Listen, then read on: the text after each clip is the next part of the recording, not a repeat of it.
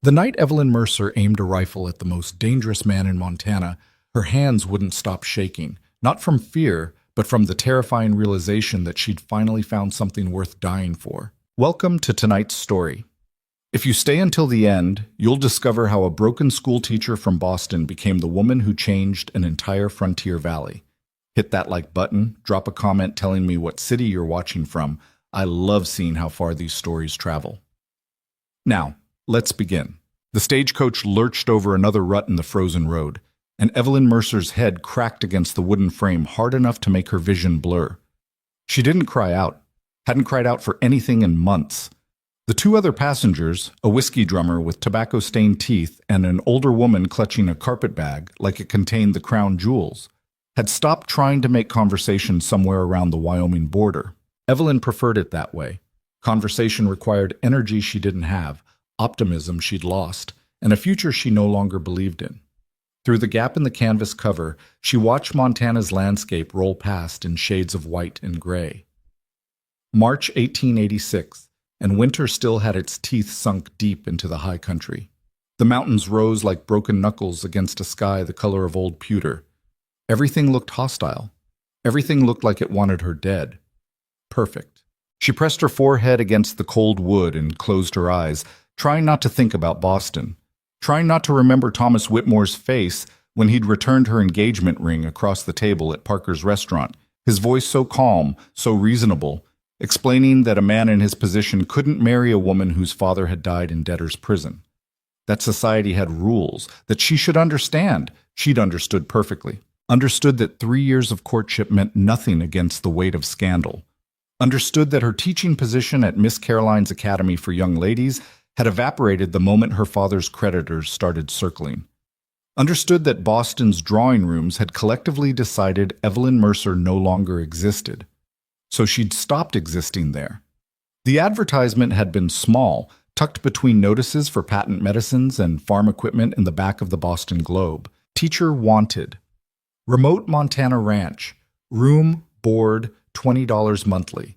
Suitable for single woman of good character seeking fresh prospects. Inquire Wade Callahan, Red Hollow, Montana Territory. $20. Enough to survive, maybe. Enough to disappear, definitely. She'd written the letter that same night, packed her trunk the next morning, and boarded the train west before anyone who mattered could ask questions, before she could lose her nerve, before the weight of what she was running from could drag her under completely. The stagecoach driver's shout cut through her thoughts. Red Hollow, 20 minutes. The whiskey drummer leaned forward, grinning. First time in Red Hollow, miss. Evelyn nodded. Rough country. You got people waiting? Employment. What kind? Teaching. The old woman made a sound that might have been a laugh or a cough. Teaching what? Ain't no school in Red Hollow. Closest thing's over in Billings, 40 miles north. Evelyn's stomach dropped. I was hired by a Mr. Callahan. For his children. The silence that followed was worse than any answer. The drummer's grin faded. Wade Callahan? Yes. Jesus Christ. He sat back hard enough to make the bench creak. Lady, you know who Wade Callahan is? A rancher, a widower with children who need education. He's a son of a bitch with a temper that'd make the devil himself cross the street. Runs the biggest spread in the valley, and don't let nobody forget it. His wife died 4, maybe 5 years back. Left him with 2 kids and a disposition like a wounded grizzly. The old woman leaned in conspiratorially. They say he killed 3 men over a property dispute back in '83. Shot 'em all before they could clear leather. They say lots of things, Evelyn said quietly. Most of them aren't true. You willing to bet your life on that? Evelyn looked out at the approaching town, if you could call it that. A dozen buildings hunched against the wind like they were ashamed to be there. I already have. Red Hollow didn't improve upon closer inspection. The main street was frozen mud-rutted deep enough to swallow a wagon wheel. The buildings looked like someone had thrown them up in a hurry and never bothered to fix what broke. Saloon, general store, blacksmith, boarding house with half its shutters hanging crooked. Everything worn down and used up, like the whole town was just waiting for permission to die. The stage rolled to a stop in front of a building optimistically labeled Hotel. Evelyn climbed down carefully, her legs stiff from 3 days of travel, Her dress wrinkled beyond salvation. The wind hit her immediately, sharp and mean, carrying the smell of wood smoke and horse manure. The driver hauled her trunk down with a thud. "You sure about this, miss? Stage heads back to Billings day after tomorrow if you change your mind." "I won't, thank you." He tipped his hat, but his expression said he'd already started forgetting her face. People did that with women like her. Women who weren't pretty enough to remember or important enough to matter. The hotel's interior was dark and smelled like old grease and older tobacco. A man behind the counter looked up from a week-old newspaper, his face registering surprise that quickly shifted to something else. Calculation, maybe. Or pity. "Help you? I'm looking for Wade Callahan. I was told to inquire here upon arrival." The man's eyebrows went up. "You the teacher?" "Yes, Evelyn Mercer." "He expecting you today?" "I sent a telegram from Billings 3 days ago." The man scratched his jaw, making a sound like sandpaper on wood. "Callahan don't come to town much, especially not in winter. You got a room reserved?" "No, I assumed—" "Yeah, well." He pulled a key from a board behind him. "Room 3, 75 cents a night. Callahan will probably send someone tomorrow, maybe the day after, if the pass is snowed in." Evelyn's remaining money amounted to $3.40. She counted out exact change, trying not to let him see her hands shake. Room 3 was exactly what 75 cents bought. A narrow bed with a mattress that sagged like a hammock. A washstand with a cracked basin. A window so dirty she couldn't tell if it was still snowing or not. She sat on the bed and it groaned ominously. She didn't cry. She'd promised herself no more crying back in Boston, standing in her empty apartment after the landlord had changed the locks. Tears were expensive. Tears required the luxury of believing things could get better. Instead, she unpacked her second dress, shook out what wrinkles she could, and tried to remember why she'd thought Montana was a good idea. The knock came at dawn. Evelyn jerked awake, disoriented, her neck screaming from the angle she'd fallen asleep at. Gray light leaked around the edges of the filthy window. The knock came again, harder. "Miss Mercer?" She stood, straightened her dress as much as possible, and opened the door. The boy in the hallway looked about 14, all sharp angles and suspicious eyes. Tall for his age, wearing a coat too light for the weather, and boots held together with determination and wire. His hair needed cutting. His expression needed nothing. It was already fully formed into the kind of wariness that came from learning early that people left. "You're the teacher?" he asked. "Yes, you must be—" "Caleb Callahan. Pa sent me to fetch you. Your things ready?" "I'll need a moment." "We ain't got a moment. Storm's coming and we got 12 miles to cover. You can fix your hair on the wagon." Evelyn bit back her first response and grabbed her coat instead. "My trunk." "Already loaded. You coming or not?" She followed him down the narrow stairs and out into a morning so cold it felt like her lungs were freezing from the inside. A wagon waited in the street, hitched to 2 massive horses that looked infinitely more patient than their driver. The driver wasn't Wade Callahan. Evelyn had formed a picture in her mind during the long journey west. A rancher, widowed, probably in his 50s, weathered and distant, needing a governess more than a teacher, someone safe, someone who wouldn't notice if she only half existed. The man on that wagon seat looked about as safe as a loaded rifle, 35 maybe, 40 at most. Tall enough that even sitting down he seemed to take up too much space, shoulders like an ox yoke under a heavy sheepskin coat. Dark hair, dark eyes, and a face that might have been handsome if it wasn't currently set in an expression that suggested he'd rather be anywhere else. "Mr. Callahan?" He looked at her for exactly 3 seconds, long enough to inventory everything, her worn dress, her thin coat, her complete unsuitability for frontier life. Then he looked away. "Get in." Not welcome, not thank you for coming, not even sorry about the accommodations. Just get in. Evelyn climbed up beside him while Caleb scrambled into the wagon bed behind them.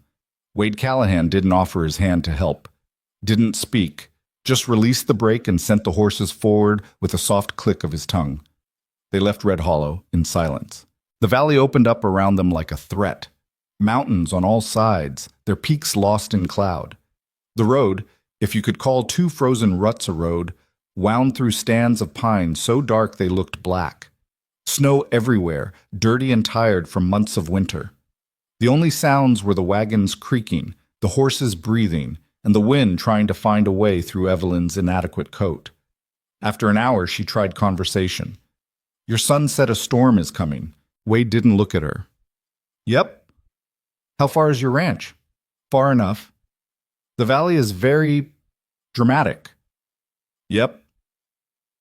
"I appreciate you making the journey to collect me. I know it's an inconvenience." For the first time, he glanced her way. Something that wasn't quite a smile pulled at the corner of his mouth. "You always talk this much." Heat flooded her face. "I was attempting courtesy." "Don't need courtesy. Need you to teach reading and numbers so my kids don't grow up ignorant. That's the arrangement." "I'm aware of the arrangement, Mr. Callahan." "Then we understand each other." He didn't speak again for the next 2 hours. Evelyn spent that time trying not to freeze to death and wondering what kind of hell she'd actually signed up for. Behind her, Caleb was equally silent, but she could feel him watching, judging, waiting for her to fail whatever test this was. The ranch appeared suddenly as they crested a ridge. It sat in a small valley of its own, protected on 3 sides by timber and rock. A main house, larger than she'd expected, built from dark logs that had weathered to almost black. A barn that looked newer, corrals, outbuildings. Smoke rising from the chimney in a thin gray line. It should have looked welcoming.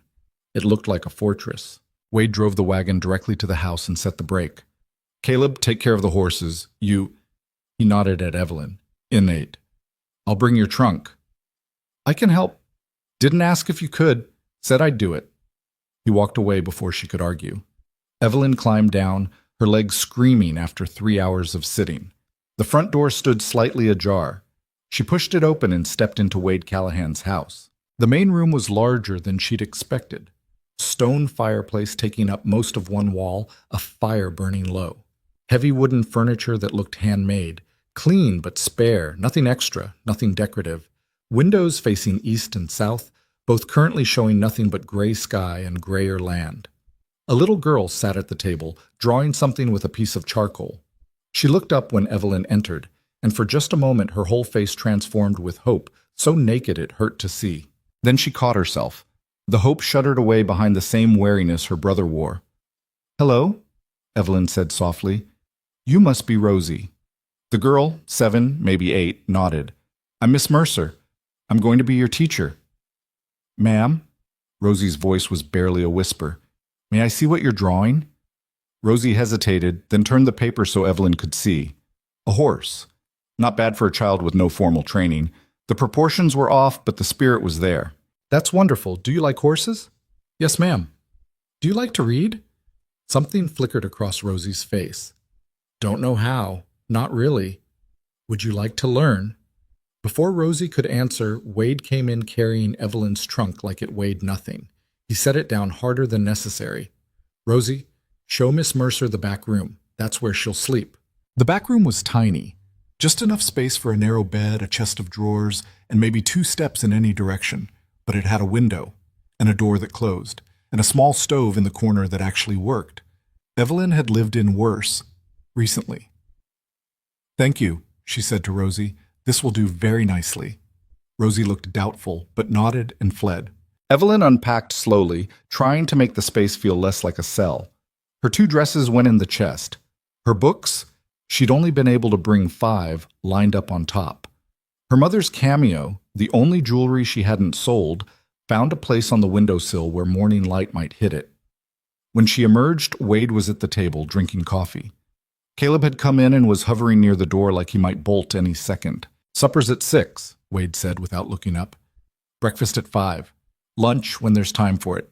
You'll teach the kids mornings and help around the place afternoons. Sundays you can do what you want, but I expect you at meals." "What will I be teaching in the afternoons besides reading and arithmetic?" "Whatever needs doing, cooking, mending, garden work come spring. Ranch doesn't run itself." "I see. And my wages?" "20 a month, like the advertisement said. Paid first of each month." Evelyn sat down across from him, uninvited. "Mr. Callahan, I'm a trained teacher. I attended the Boston Normal School. I taught at one of the finest academies in— Don't care about Boston." He finally looked at her, and his eyes were harder than the mountains outside. "Don't care about your training. I need someone who won't run when things get difficult. Someone who won't quit when winter gets mean or the work gets hard. You think you're that person? Every instinct screamed at her to stand up, walk out, demand the respect she'd earned. But Boston was 1,000 miles away, and respect didn't pay for food. Yes, she said quietly, I'm that person. We'll see. He stood, grabbed his coat, and walked out without another word. Caleb watched her from the doorway, his expression unreadable. He's always like that. Case you were wondering. I wasn't. Ma died 4 years ago. He ain't been right since. I'm not here to replace your mother, Caleb. Good. 'Cause you couldn't. He followed his father outside, letting the door slam behind him. Evelyn sat at the table, alone in a strange house in a valley she didn't know, working for a man who clearly didn't want her there, teaching children who'd already decided she wouldn't last. The fire popped in the hearth. Outside, the first snowflakes of the coming storm began to fall. She'd made a terrible mistake, but she had nowhere else to go. The first week was a special kind of misery. Wade Callahan ran his ranch like a military operation. 5 a.m. sharp, everyone at the table. Breakfast was whatever Evelyn could scrape together from the supplies in the pantry. Bacon, eggs, biscuits that came out dense as river stones. Wade ate without comment, Caleb ate without looking at her, and Rosie ate like she was afraid the food might disappear. 6 a.m., lessons began. Caleb made it clear he considered book learning a waste of time. He could already read, barely, and figure numbers well enough to keep tally of cattle. Rosie was hungry to learn, but terrified of making mistakes. Every time Evelyn corrected her, the girl flinched. By noon, Wade expected Evelyn in the kitchen or helping with whatever crisis the ranch had produced that day. A fence that needed mending, chickens that needed feeding, laundry that needed scrubbing in water so cold her hands went numb. She wasn't built for this. Her hands blistered, then bled, then finally calloused. Her back ached from work she'd never done. Her pride took a beating every time Wade looked at her attempts at frontier cooking with an expression that said he'd eaten better meals out of a can. But she didn't quit, partly because she had nowhere to go, partly because something stubborn in her refused to give Wade Callahan the satisfaction. Mostly because of Rosie. The girl was starving, not for food, there was always enough, if barely, but for something gentler than the harsh world she'd grown up in. She followed Evelyn everywhere, silent as a shadow. Watched her read with an intensity that was almost painful. Brought her little things, a pretty rock, a feather, a flower pressed flat in a book. One night, 2 weeks in, Rosie appeared in Evelyn's doorway after bedtime. Miss Mercer? Evelyn looked up from the letter she'd been writing to no one. Yes, sweetheart? Could you read to me? Like you did this morning? Of course. Come here. Rosie climbed onto the narrow bed like she was afraid Evelyn might change her mind. Evelyn picked up Treasure Island, the only adventure story she'd brought, and began to read. Within 10 minutes, Rosie was asleep against her shoulder. Evelyn sat there, barely breathing, feeling the weight of this small person who'd decided to trust her. Outside, the wind howled like something dying. Inside, the stove ticked as it cooled. She heard Wade's footsteps in the hall before she saw him. He stopped in the doorway, filling the frame, looking at his daughter, looking at Evelyn. She does this? First time. Something shifted in his expression. Not softness exactly, but maybe the edge of it. Her ma used to read to her every night. After she died, Rosie stopped asking. I'll read to her whenever she wants. Wade nodded once. Then he stepped forward, scooped Rosie up with a gentleness that shocked Evelyn, and carried her to her own room without waking her. When he came back, he paused in Evelyn's doorway again. You settling in all right? It was the first personal question he'd asked in 2 weeks. Yes, thank you. Room warm enough? Yes. He nodded, started to leave, stopped. Biscuits are getting better. It wasn't much of a compliment, but from Wade Callahan, it felt like a medal. Thank you, Evelyn said again. He walked away and she sat there in the lamplight, wondering what the hell was happening to her. March turned into April and the valley played tricks. One day, the sun would break through and the whole world would gleam like a promise. The snow would melt in rushing streams, birds would appear from nowhere, and you could almost believe winter was finished. The next day, a blizzard would bury everything under 3 feet of fresh powder and remind you that the mountains made their own rules. Evelyn learned to read the sky the way Wade and Caleb did, learned which clouds meant snow and which meant wind, learned to feel a storm coming in her bones before it arrived. She also learned that Wade Callahan wasn't cruel. Harsh, yes. Blunt as a hammer, absolutely. But not cruel. He never raised his voice to the children, never struck them. When Caleb mouthed off, which he did regularly, Wade just looked at him until the boy shut up on his own. When Rosie had nightmares, Wade sat with her until she fell back asleep, and he never once made Evelyn feel unsafe. That mattered more than she wanted to admit. One afternoon in late April, she was hanging laundry when she heard raised voices from the barn. Wade's, deep and controlled. Another man's, angry and getting louder. "Don't give a damn about your property lines, Callahan. That water's been shared for 20 years, was shared when my wife was alive. She had agreements with folks. I don't. So you're just going to cut us off? Let our cattle die?" "Not my problem, Vernon." Evelyn moved closer, staying out of sight. Through the barn door, she could see Wade facing down a man almost as big as he was. Older, meaner looking, with two riders flanking him like hired muscle. Vernon Pike. She'd heard the name in town, owned the biggest spread west of Red Hollow, and had a reputation for taking what he wanted. "You're making a mistake," Pike said quietly. "Real big mistake." "That a threat?" "Just a fact. You can't run this place alone, Callahan. You're one bad winter away from losing everything. And when that happens, I'll be there to pick up the pieces." "Get off my land, Vernon. Heard you hired yourself a woman." "Boston lady." Pike's smile was ugly. That desperation or something else? Wade's whole body went still, the kind of still that came right before violence. "Get off my land." Pike held up his hands in mock surrender. "We're leaving, but you think about what I said. About all of it." They rode out slowly, making sure everyone knew they weren't afraid. Evelyn stepped back into the shadows, her heart hammering. She'd heard enough frontier stories to know what Pike's visit meant. Trouble coming. Maybe war. That night at dinner, Wade was quieter than usual. Caleb kept glancing at his father like he wanted to ask something but didn't dare. Finally, Evelyn broke the silence. "Mr. Callahan, who was that man who came today?" Wade's eyes cut to her, sharp. "You were listening." "I was hanging laundry. I couldn't help but hear." "Vernon Pike owns the Triple P Ranch west of here. Been trying to run me off this land since my wife died." "Why?" "Because this valley's got the best water and grazing in 50 miles. Because he's a greedy son of a bitch who can't stand anyone telling him no." Caleb spoke up. "Pa, are we in trouble?" "No more than usual. But if he—" "We'll handle it." Wade's voice had steel in it. "We always do." Evelyn set down her fork carefully. "Is that why you needed a teacher? To make the ranch seem more established? More legitimate?" The silence was absolute. Wade looked at her for a long time. Then, slowly, he nodded. "Partly. Also because my kids needed learning.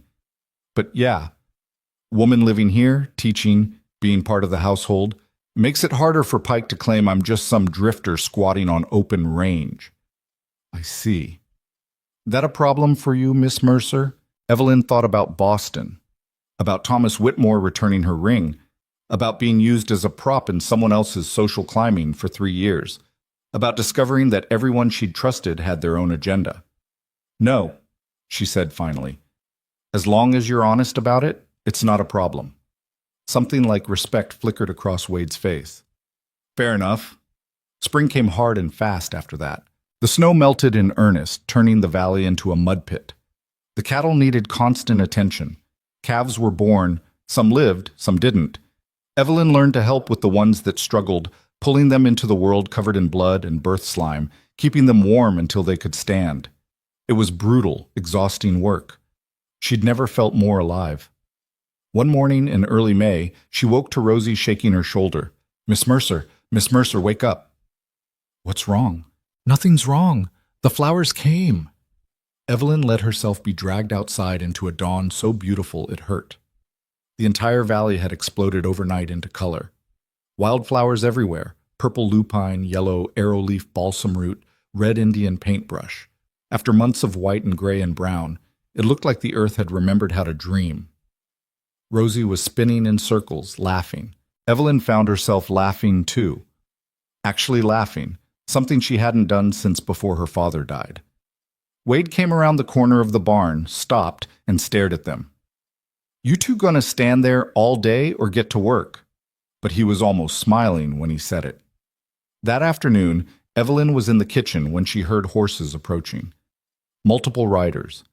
Her stomach clenched. Wade was in the north pasture with Caleb. She was alone with Rosie. She moved to the window and saw 4 men dismounting in the yard. Vernon Pike and 3 others she didn't recognize. Pike knocked hard on the door. Evelyn took a breath, smoothed her apron, and answered. "Mr. Pike. Miss Mercer, isn't it?" His smile didn't reach his eyes. "Wade around?" "Mr. Callahan is working. May I take a message?" "I'll wait." "That won't be possible. He could be ours."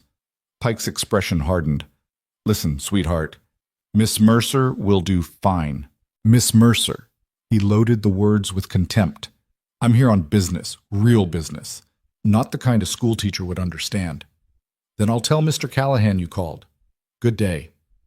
She started to close the door. Pike's boot stopped it. "You're making this harder than it needs to be." Behind Evelyn, Rosie made a small, frightened sound. Something cold and clear settled over Evelyn's mind. She'd spent her entire life being pushed around by men who thought they owned the world.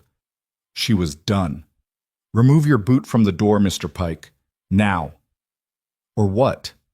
Evelyn reached for the rifle Wade kept by the door. She'd watched him load it enough times, watched him show Caleb how to hold it, how to aim. She pointed it directly at Vernon Pike's chest. Her hands shook, but not from fear.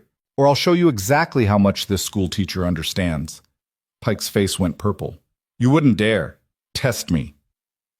For 5 heartbeats, nobody moved. Then Pike stepped back, slowly. "You just made a real big mistake, lady. You're the second person to tell me that since I came to Montana. I'm still here." Pike and his men mounted up and rode out hard, leaving divots in the mud. Evelyn lowered the rifle. Her hands were shaking properly now. Rosie was staring at her like she'd just slayed a dragon. "Miss Mercer, that was stupid. That was very stupid."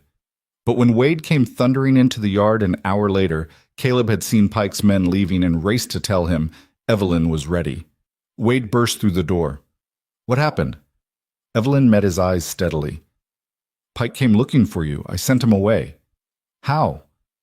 "With the rifle." Wade's expression went through several changes very quickly. Shock. Anger. Something that might have been fear. Then, finally, something else entirely. "You pulled a gun on Vernon Pike." "Yes." "You've been here 2 months and you pulled a gun on the most dangerous man in the valley." "He wouldn't leave. Rosie was frightened." Wade sat down heavily, ran both hands through his hair, started to speak, stopped, tried again. "Jesus Christ, woman. I'm sorry if I overstepped. You—" He looked at her, really looked at her. "You got any idea what you just did? Defended your home? Started a war." The weight of that settled over the room like ash. Rosie came and pressed against Evelyn's side. Evelyn put her arm around the girl automatically. "Then I suppose we'd better be ready for it," she said quietly. Wade stared at her for a long moment. Then, incredibly, he laughed, a short, sharp bark of sound with no humor in it. "You're either the bravest woman I ever met or the craziest. Can it be both?" He shook his head, stood up, and grabbed his coat. "Caleb, get your rifle." "Where are you going?" Evelyn asked. "To town. To make sure Pike knows that if he comes at this ranch, he comes at all of us. And to buy more ammunition." He paused at the door. "Next time, don't point the gun unless you're ready to shoot. Pike's not a man who forgives threats." I wasn't threatening. Their eyes locked. "Good," Wade said finally. "Neither am I." That night, Evelyn lay awake listening to the house settle around her. Somewhere down the hall, Rosie was sleeping peacefully. Caleb's snoring rattled through the walls. Wade's room was silent, but she could see lamplight under his door. She thought about Thomas Whitmore, about the life she'd almost had in Boston, safe and respectable and completely empty. Then she thought about standing in that doorway with a rifle in her hands, protecting a child who wasn't hers, defending a home she barely knew. For the first time in years, Evelyn Mercer had absolutely no idea what happened next. But she was awake enough to find out. Word spread through Red Hollow faster than wildfire in dry grass. By the time Wade returned from town the next afternoon, half the valley knew that the Boston schoolteacher had pulled a rifle on Vernon Pike. The other half had heard she'd actually shot him. Both versions agreed she was either insane or suicidal, and Wade Callahan must be desperate to keep someone like that under his roof. Wade didn't say much when he came through the door carrying supplies. Just set down the flour sack and the coffee tin and looked at Evelyn for a long moment. "You're famous. I gathered that from the way people were staring when I went to the well this morning. Pike's telling everyone you threatened to kill him. I threatened to shoot him. There's a difference." Caleb snorted from where he was pretending to read at the table. Wade shot him a look that wiped the smile right off his face. "This ain't funny, boy. Pike's got friends. Mean ones." "So do we," Caleb said quietly. "Do we?" Wade pulled out a chair and sat heavily. "Name one person in this valley who'd stand with us against the Triple P." The silence stretched. Evelyn kept kneading bread dough, her hands working automatically. She'd learned that staying busy made hard conversations easier to stomach. "The Hendersons," she said finally. "Carl Henderson owes Pike money for last year's hay." "The Morrisons, then." "Kate Morrison's scared of her own shadow. You think she'd cross Vernon Pike?" "Someone will stand with you." Evelyn shaped the dough into a ball with more force than necessary. "You've lived here for years. You have history with these people." Wade's laugh was bitter. "History don't mean much when bullets start flying. People got families to protect. Can't blame them for looking after their own." "Then what do we do?" The word slipped out before she could catch it. "We, not you." Wade caught it too. His eyes flicked to hers, something unreadable moving behind them. "We keep our heads down. Work the ranch. Hope Pike decides we're not worth the trouble." "You don't believe that?" "No. But it's the best option we got." That night, Evelyn couldn't sleep. The wind had picked up again, rattling the windows in their frames. Spring in Montana was a liar, promised warmth during the day, then stabbed you with cold once the sun went down. She got up, wrapped a shawl around her shoulders, and padded into the main room. The fire had burned down to embers. She was building it back up when Wade's door opened. He stopped when he saw her. "Didn't mean to wake you," Evelyn said. "Wasn't asleep." He crossed to the kitchen, poured himself coffee from the pot that was always on the stove. "You want some?" "Please." They sat at opposite ends of the table. The lamp between them cast shadows that made Wade's face look older, harder. Or maybe that wasn't the shadows. "Can I ask you something?" Evelyn said. "Can I stop you?" "Why did you really hire me?" Wade took a long drink of coffee. "Told you already. Kids needed teaching." "There's more to it than that." "You always this persistent?" "Yes." He almost smiled. "Pike wasn't wrong earlier. I can't run this place alone. Not forever. I got 2 kids to raise, cattle to tend, land to protect. Every rancher in this valley is waiting for me to fail so they can pick over the pieces." "Because you're alone." "Because I'm weak." The word came out hard and angry. "My wife, Claire, she was the strong one, made friends easy, knew how to talk to people, make them feel important, kept the peace between me and half the valley. After she died..." He trailed off, staring into his cup like it might have answers. "After she died, people saw you differently. Saw an opportunity.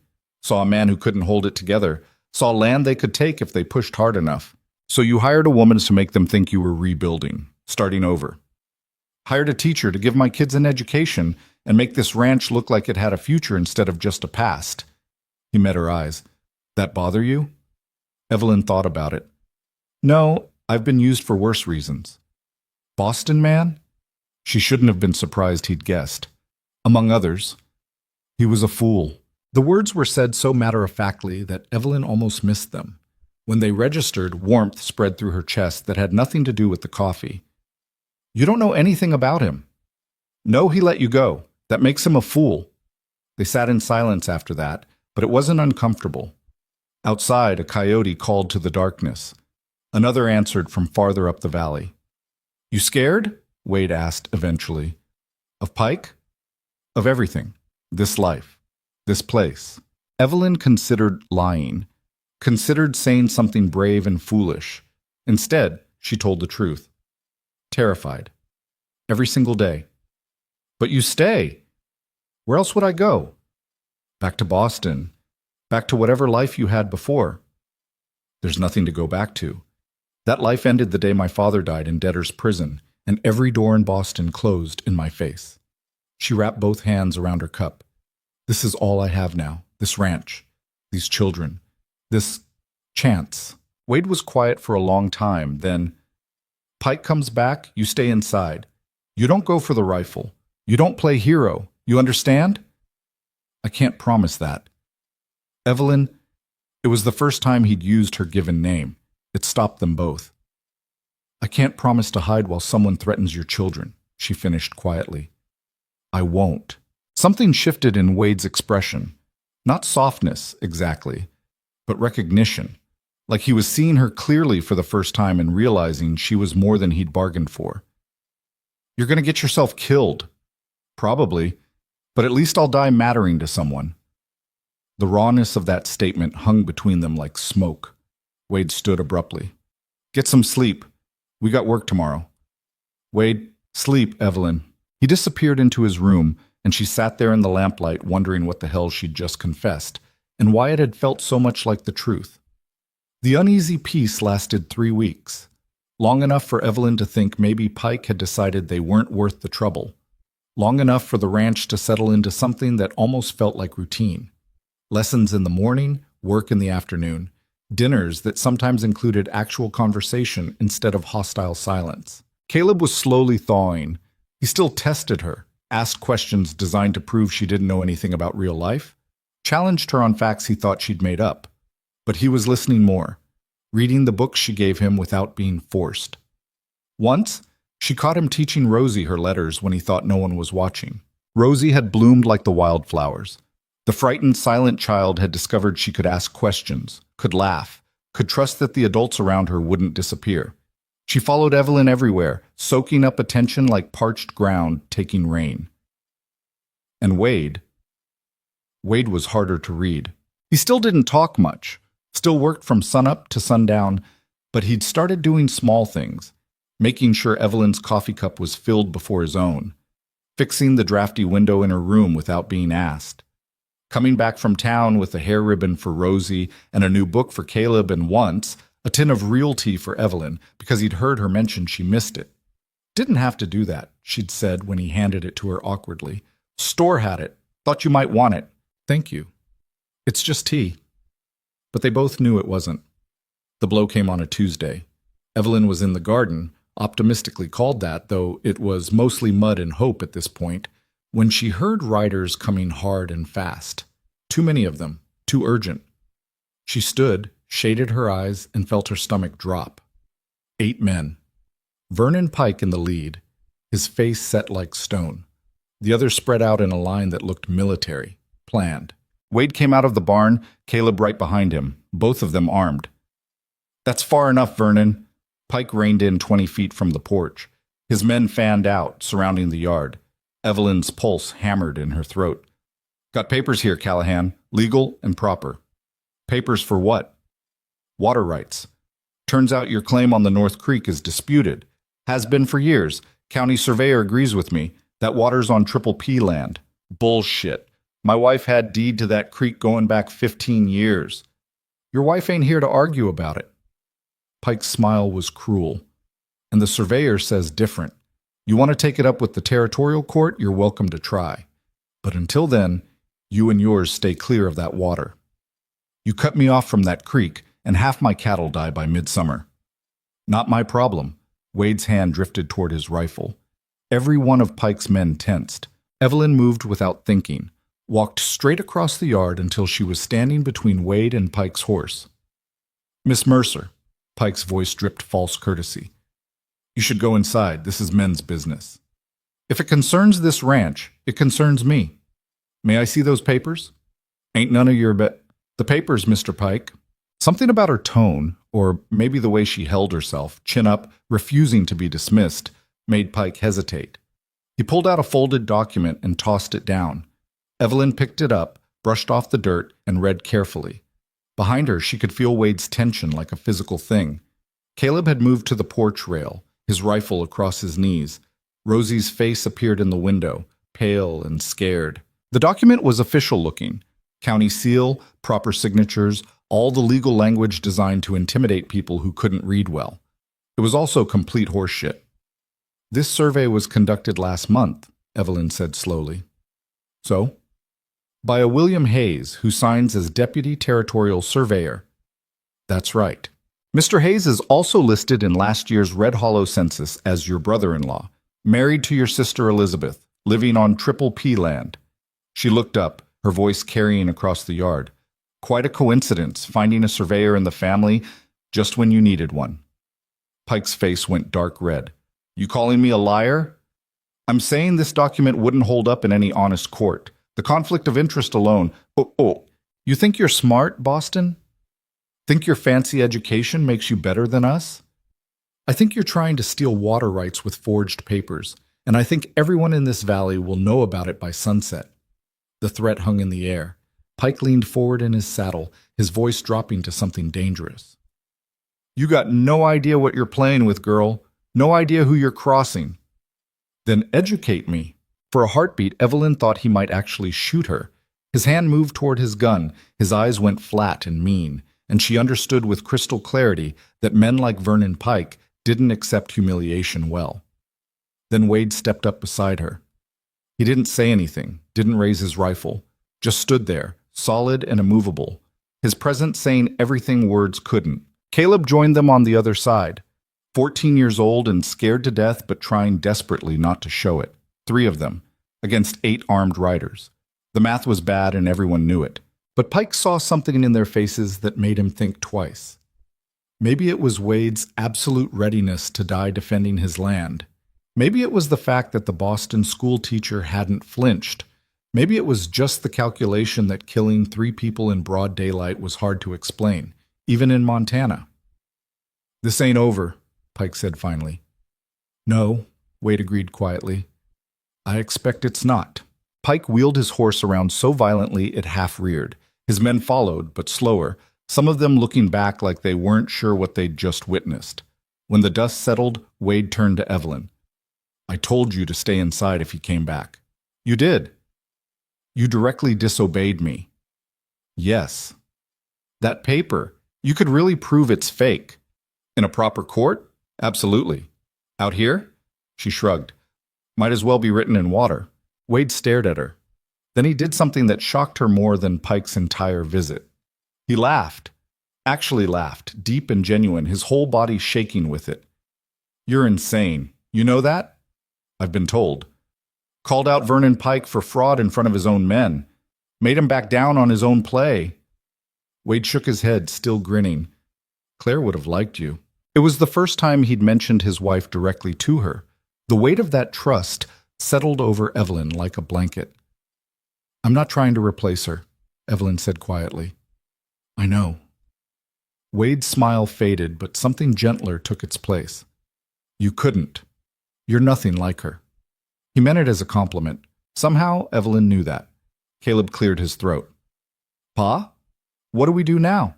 The moment broke. Wade's face hardened back into the practical rancher who dealt with problems instead of feelings. "Now we prepare for war. Real war, not just words." He looked at Evelyn. "You sure you want to be here for that?" Evelyn thought about Boston, about the safe, empty life she could have had, about running away from every hard thing until there was nothing left of her worth keeping. "I'm sure. Then you need to learn to shoot properly, not just point and pray." Wade headed toward the barn. "Caleb, get the rifles. Miss Mercer's about to get an education in frontier justice." The next 2 weeks changed everything. Wade taught Evelyn to shoot the way he did everything else, bluntly, efficiently, and with no patience for mistakes. They set up targets behind the barn, and she practiced until her shoulder ached from the rifle's kick and her ears rang from the noise. "Stop flinching before you pull the trigger," Wade said for the 100th time. "I'm not flinching." "You're absolutely flinching. Caleb, show her." Caleb demonstrated, his form perfect from years of practice. The target shattered. "See? Smooth pull. Don't anticipate the shot." Evelyn tried again. Missed by a mile. "You're thinking too much," Wade said, standing behind her now. close enough that she could feel the heat of him. Don't think, just breathe and squeeze. His hand came up to adjust her elbow. The touch was brief, professional, and it sent electricity straight through her body. Focus. She had to focus. She breathed, squeezed. The bottle exploded. There, that's it, Caleb whooped. Did you see that, Pa? I saw. Wade stepped back, and Evelyn immediately felt colder. Again, and this time faster reload. They practiced for hours every evening, shooting, loading, cleaning the weapons until she could do it in her sleep. Wade was relentless but fair, pushing her hard but never past her breaking point. Rosie watched from the porch, sometimes clapping when Evelyn hit her target. Once, the girl brought out lemonade for all of them, and they sat in the dust drinking it like it was champagne. You're getting good, Miss Mercer, Rosie said seriously. Your father's a good teacher. Ma used to shoot too. She could hit a rabbit at 100 yards. Evelyn glanced at Wade. He'd gone very still. She sounds like she was remarkable. She was. Rosie's voice was soft. But she's gone now, and you're here. The simplicity of it, the childlike acceptance that life moved forward whether you wanted it to or not, made Evelyn's throat tight. I am here, she agreed, and I'm not going anywhere. Wade met her eyes over Rosie's head. Something passed between them, an understanding, a promise. They were in this together now, whatever came next. What came next was Kate Morrison, showing up at dawn on a Sunday with her 2 children and a black eye she tried to hide behind her bonnet. Evelyn answered the door to find the woman shaking so hard she could barely stand. Mrs. Morrison? I'm so sorry to come uninvited. I didn't know where else. Her voice broke. Come inside, please. Evelyn guided her to a chair. The children, a boy about Caleb's age and a younger girl, huddled together by the door. Rosie, get some water. Caleb, find your father. Wade appeared within minutes, took one look at Kate Morrison's face, and his expression went murderous. Vernon? Kate shook her head frantically. My husband, Jack, he's been drinking more since the debts piled up. Last night She couldn't finish. Where is he now? Passed out, but he'll wake soon, and when he realizes I left, you're staying here. Wade's voice allowed no argument. You and the kids, long as you need. I can't ask you to. Ain't asking. You're staying. Evelyn brought Kate to her own room, gave her water and a cloth for her face. The woman's hand shook as she pressed it to her bruised eye. I heard what you did, with Vernon Pike. Kate's voice was barely a whisper. Standing up to him like that?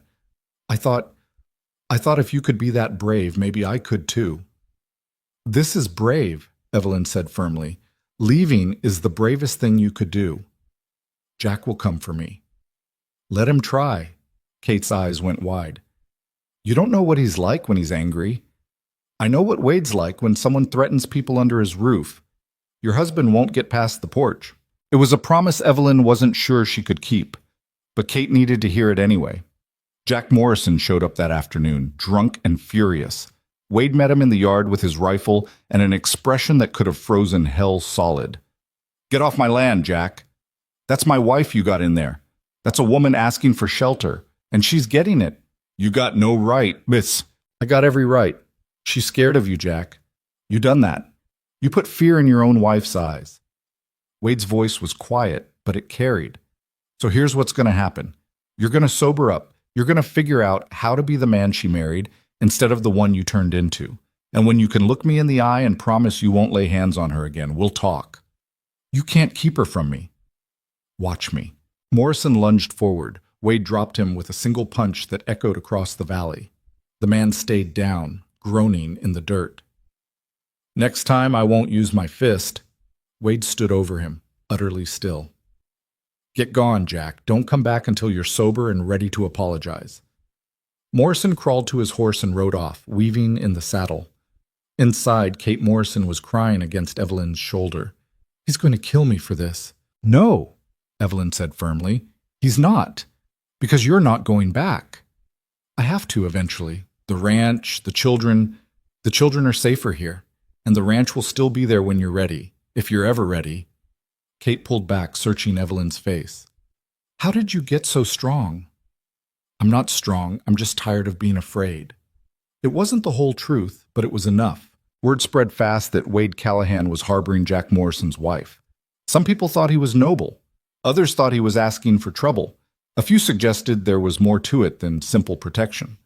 Those rumors reached Wade's ears within a week.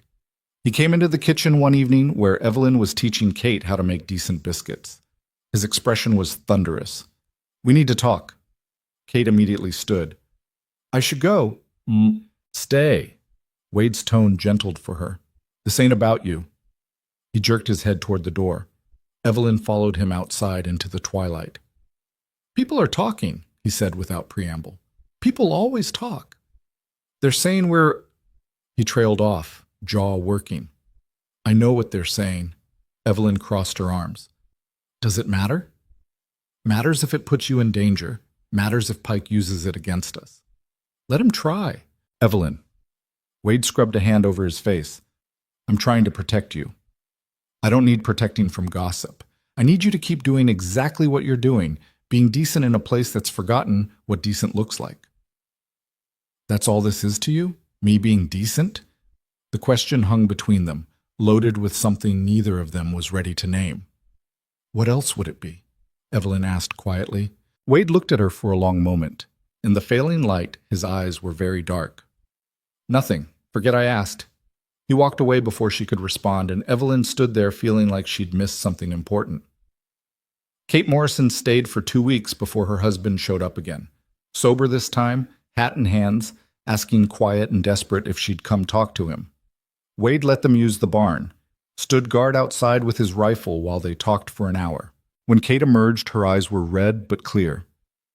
"I'm going home," she told Evelyn, "but I told Jack, if he ever raises a hand to me again, I'm coming back here, and I'm not leaving. Ever. You're always welcome here." "I know." Kate hugged her hard. Thank you for showing me what courage looks like." After the Morrisons left, the ranch felt empty. That night at dinner, Rosie was unusually quiet. "What's wrong, sweetheart?" Evelyn asked. "Is Mrs. Morrison going to be okay?" "I think so. She knows she has choices now." "Pa?" Rosie turned to her father. "Would you ever hurt somebody like Mr. Morrison hurt Mrs. Morrison?" Wade set down his fork carefully. "No, never." "How do I know?" "Because I'm telling you. Because you can trust my word." He looked at both his children. "A man who hurts women and children ain't a man. He's a coward, and I'd rather die than be that." Caleb spoke up. "What if you got real angry? What if— Anger ain't an excuse. Not ever." Wade's voice was firm. "Your ma and I had fights, said things we regretted, but I never once raised a hand to her. That's a line you don't cross." Rosie seemed satisfied with that. She went back to her dinner, but later, when Evelyn was cleaning up, Wade appeared in the kitchen doorway. "That question Rosie asked, that come from something I did?" "No, it came from her seeing what happened to Kate and being smart enough to wonder." "I'd never— "I know." Evelyn dried her hands on her apron. "I've seen you angry, Wade. I've seen you furious, but I've never once been afraid of you." Something in his expression cracked open, just for a second. "You should be. Sometimes." "Why?" "Because I'm not a good man, Evelyn. I've killed people, done things I can't take back. I got a temper that scares even me sometimes. And yet you choose every day to be gentle with your children, to help women who need shelter, to stand up against men who abuse their power." She met his eyes steadily. "That's not a bad man, Wade. That's a good man fighting every day to stay good. There's a difference." He was quiet for a long time. "You see the best in people," he said finally, "even when they don't deserve it." "Maybe. Or maybe I just see people clearly, including you." The air between them felt thick, charged with something neither of them knew how to name. Wade cleared his throat. "Getting late. Should turn in." "Yes. Good night, Wade." "Good night." But neither of them moved for a long moment, and when Wade finally left, Evelyn stood in the kitchen wondering when exactly the walls between them had started coming down, and whether that was the most dangerous thing that had happened yet. Summer hit the valley like a hammer. The snow that had buried everything for months vanished almost overnight, leaving behind mud that sucked at boots and wagon wheels. The creek swelled with runoff, rushing past the ranch in a constant roar that made conversation difficult near the water. Cattle spread out across the high pastures, finally free to graze on grass instead of hay. Wade worked 18-hour days trying to make up for lost time. Caleb rode with him most mornings, learning the boundary lines and water sources, growing taller and more confident with every week. Rosie helped Evelyn in the garden, which had finally started producing actual vegetables instead of just optimistic weeds. The ranch settled into a rhythm that almost felt normal. Then June brought the heat, and with it, trouble. It started with small things: a fence cut overnight, letting cattle drift onto Pike's land; a hay barn that caught fire for no reason anyone could explain; supplies ordered from town that never arrived; the shopkeeper claiming he'd never received payment even though Wade had the receipt. "He's squeezing us," Wade said one night, studying the account books by lamplight, "trying to make it too expensive to stay." "Can we afford it?" Evelyn asked. "For now. Maybe through fall if we're careful." He closed the ledger hard enough to make dust puff up. "But another winter like the last one? We'd be finished." Caleb looked up from the saddle he was mending. "What if we sold some of the herd early? Get cash before Pike can interfere. Prices are terrible right now. We'd lose half their value." "Better than losing everything." Wade rubbed his eyes. He looked exhausted, older than his years. "I'll think about it." But thinking didn't solve the problem of Vernon Pike owning half the valley and wanting the other half. 2 days later, Evelyn was hanging laundry when she saw riders approaching from the east. Not Pike's men this time. These looked different, younger, harder. She dropped the sheet she'd been pinning and ran for the house. "Wade, riders coming!" He was out the door with his rifle before she finished speaking. Caleb grabbed his own gun and took position by the window. Rosie started to follow, but Evelyn caught her. "No, sweetheart. You stay inside with me." "But Pa, your father knows what he's doing." Through the window, Evelyn watched 5 men rein up in the yard. They didn't dismount. That felt significant, though she wasn't sure why. The one in front was young, maybe 25, with a scar running from his temple to his jaw. He sat his horse like he'd been born on it. "You Wade Callahan?" "Depends who's asking." "Name's Cole Briggs. Heard you might have work for men who can handle themselves." Wade's expression didn't change. "Heard wrong." "That's so?" "Because word is Vernon Pike's been making trouble. Thought you might need help discouraging him." "Don't need the kind of help that comes with guns for hire." Briggs smiled, but it didn't reach his eyes. "We ain't guns for hire. We're cowboys looking for work. Just happens we're real good at protecting what's ours when somebody tries to take it. Nothing here is yours." "Could be, if you were smart enough to accept the help." Wade's rifle came up slightly, not pointing at anyone, just reminding them it was there. "I said no. Now get off my land before I make you." Briggs studied him for a long moment. Then he shrugged. "Suit yourself. But when Pike comes calling with his whole crew, don't say we didn't offer." They rode out slowly, deliberately taking their time about it. Inside, Caleb lowered his rifle. "Pa, maybe we should have—" "No." Wade's voice was flat. "Men like that solve one problem by creating 10 others. We do this ourselves or not at all." "But we can't fight Pike alone." "Then we'll lose alone. Better than owing our lives to hired killers." Evelyn understood the logic, even if she didn't agree with it. Wade had his pride, his code. He'd rather go down fighting clean than win dirty. It was noble. It was also probably going to get them all killed. That night, she couldn't sleep. The heat sat on her chest like a weight, making every breath feel thick. She got up, pulled on her wrapper, and went to sit on the porch. The valley spread out before her in shades of blue and black. Stars overhead like spilled salt.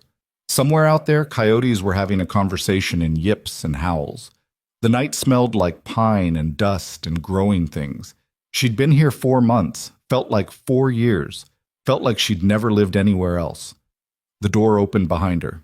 Wade stepped out, shirtless, his suspenders hanging loose over worn trousers.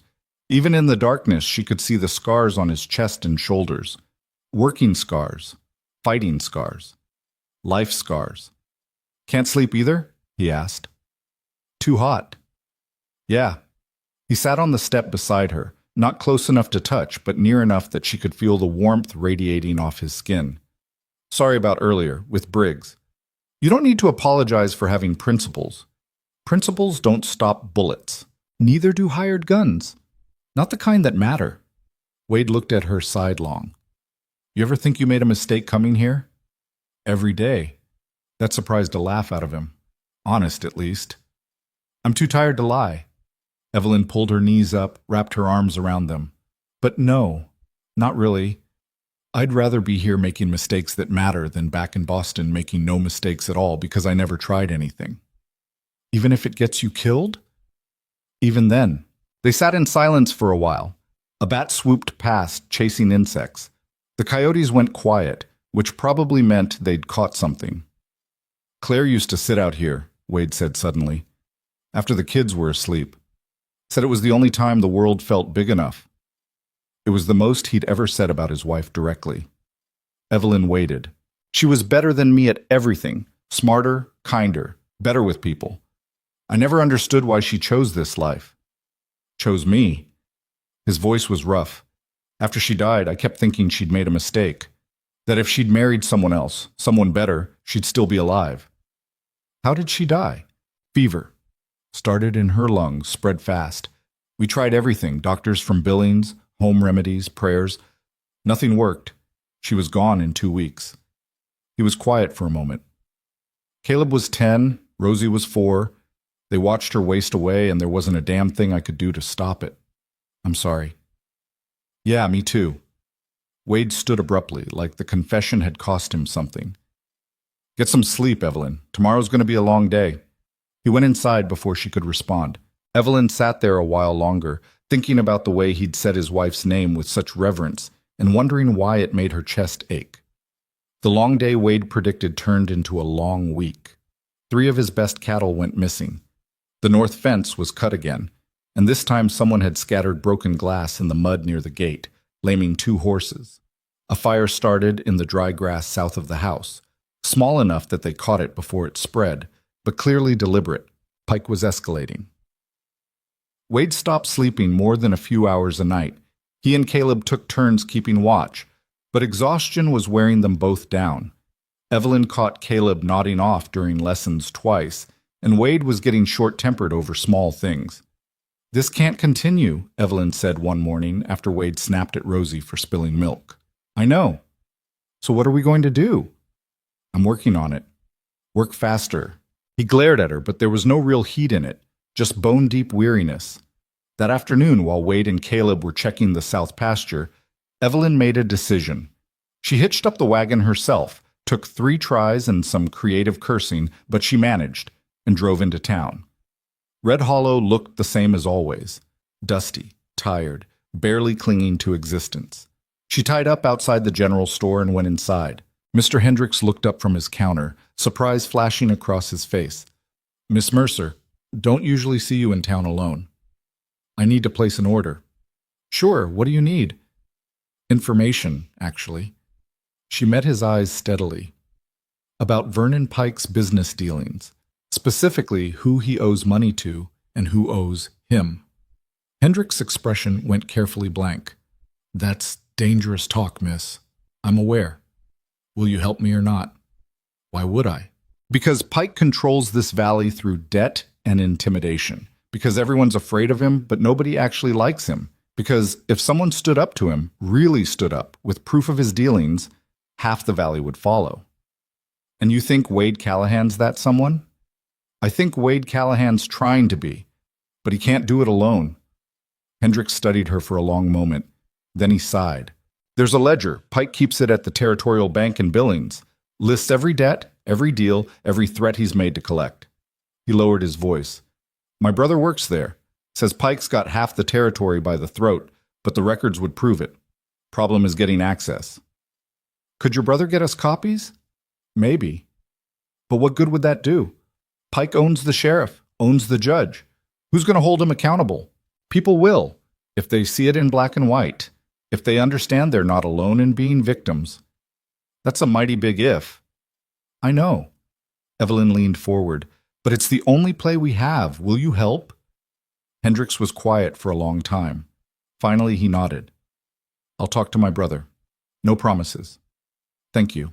Evelyn was halfway back to the ranch when she realized she'd just committed to a plan that could get everyone killed. But turning back felt impossible. They'd come too far. Wade was waiting in the yard when she arrived, his expression thunderous. "Where the hell were you?" "Town. I needed supplies." "Supplies?" He didn't believe her for a second. "You went alone, without telling anyone, while Pike's got men out looking for any excuse to cause trouble." "I can take care of myself." "That ain't the point." His voice rose. "You can't just— Damn it, Evelyn, you could have been hurt." "But I wasn't. This time." He grabbed her arm. Not hard, just urgent. "What happens next time? What happens when Pike's men find you alone on the road and decide to send a message?" "Then I'll handle it." "Like hell you will." He was shouting now, something wild in his eyes. "You think I can lose—" He stopped abruptly, dropped her arm like it burned. The silence stretched between them like a wire pulled too tight. "You can't lose what?" Evelyn asked quietly. "Nothing. Forget it." Wade turned away. "Just don't do it again." He stalked off toward the barn, leaving Evelyn standing there with her heart pounding and the ghost of his grip still warm on her arm. She'd seen fear in his eyes, real, raw fear. Not for himself, for her. That night, neither of them spoke about it. Dinner was tense and silent. Afterward, Wade disappeared into the barn and didn't come back until well past midnight. Evelyn lay awake listening to him move quietly through the house, checking locks, banking the fire. His footsteps paused outside her door. She held her breath. After a long moment, he moved on. She released the breath she'd been holding and stared at the ceiling, wondering when exactly everything had gotten so complicated. Hendrick's brother came through 2 weeks later. He arrived at the ranch at dawn, looking nervous, carrying a satchel stuffed with papers. Wade took him into the house while Evelyn made coffee and Caleb stood guard outside. "These are copies," the man, Thomas Hendricks, younger and softer than his brother, explained. "The originals are still in Billings, but everything's here. Every loan Pike's made at rates that should be illegal, every property he's seized for non-payment, every bribe he's paid to local officials." Wade flipped through the pages, his expression getting darker with each one. Jesus, he's got his hooks in everyone. Not everyone, but enough. Thomas looked at Evelyn. "Your instinct was right. People would turn on him if they knew. Problem is, making them believe it." "We need to make it public," Evelyn said. "Not just tell people, but show them. All at once, so Pike can't silence anyone before the word spreads." "How?" Wade asked. Evelyn thought fast. "The cattlemen's meeting. Next month in Red Hollow. Every rancher in the territory will be there. We present the evidence then, in front of everyone." "Pike will be there too," Caleb pointed out from the doorway. "Good. Let him try to explain it to their faces." Wade set down the papers carefully. "This is dangerous. Pike finds out what we're planning before the meeting. He'll kill us all. So we don't let him find out. And if we do this, if we expose him publicly, there's no going back. He'll come at us with everything he has. He's already coming at us with everything he has. At least this way we hit back." Wade looked at her for a long moment, then at Thomas, then at the papers spread across the table like evidence in a trial. "All right," he said finally. "We do it. But we do it smart. No one else knows. Not even people we trust. The fewer people who can talk, the better." Thomas nodded and left quickly, like staying any longer might make him a target. After he was gone, Wade poured himself coffee and stared out the window at the brightening valley. "You know this might not work," he said without turning around. "I know. Might make everything worse." "I know that too. So why push for it?" Evelyn joined him at the window. "Because hiding hasn't worked. Because being afraid hasn't worked. Because at some point you have to stand up and fight, even if you're going to lose. Otherwise, what's the point?" Wade looked at her then, really looked at her, and something in his expression made her breath catch. "You're braver than you think," he said quietly. "So are you." The moment held, stretched, became something neither of them knew how to name. Then Rosie burst through the door, chattering about a bird's nest she'd found, and the spell broke.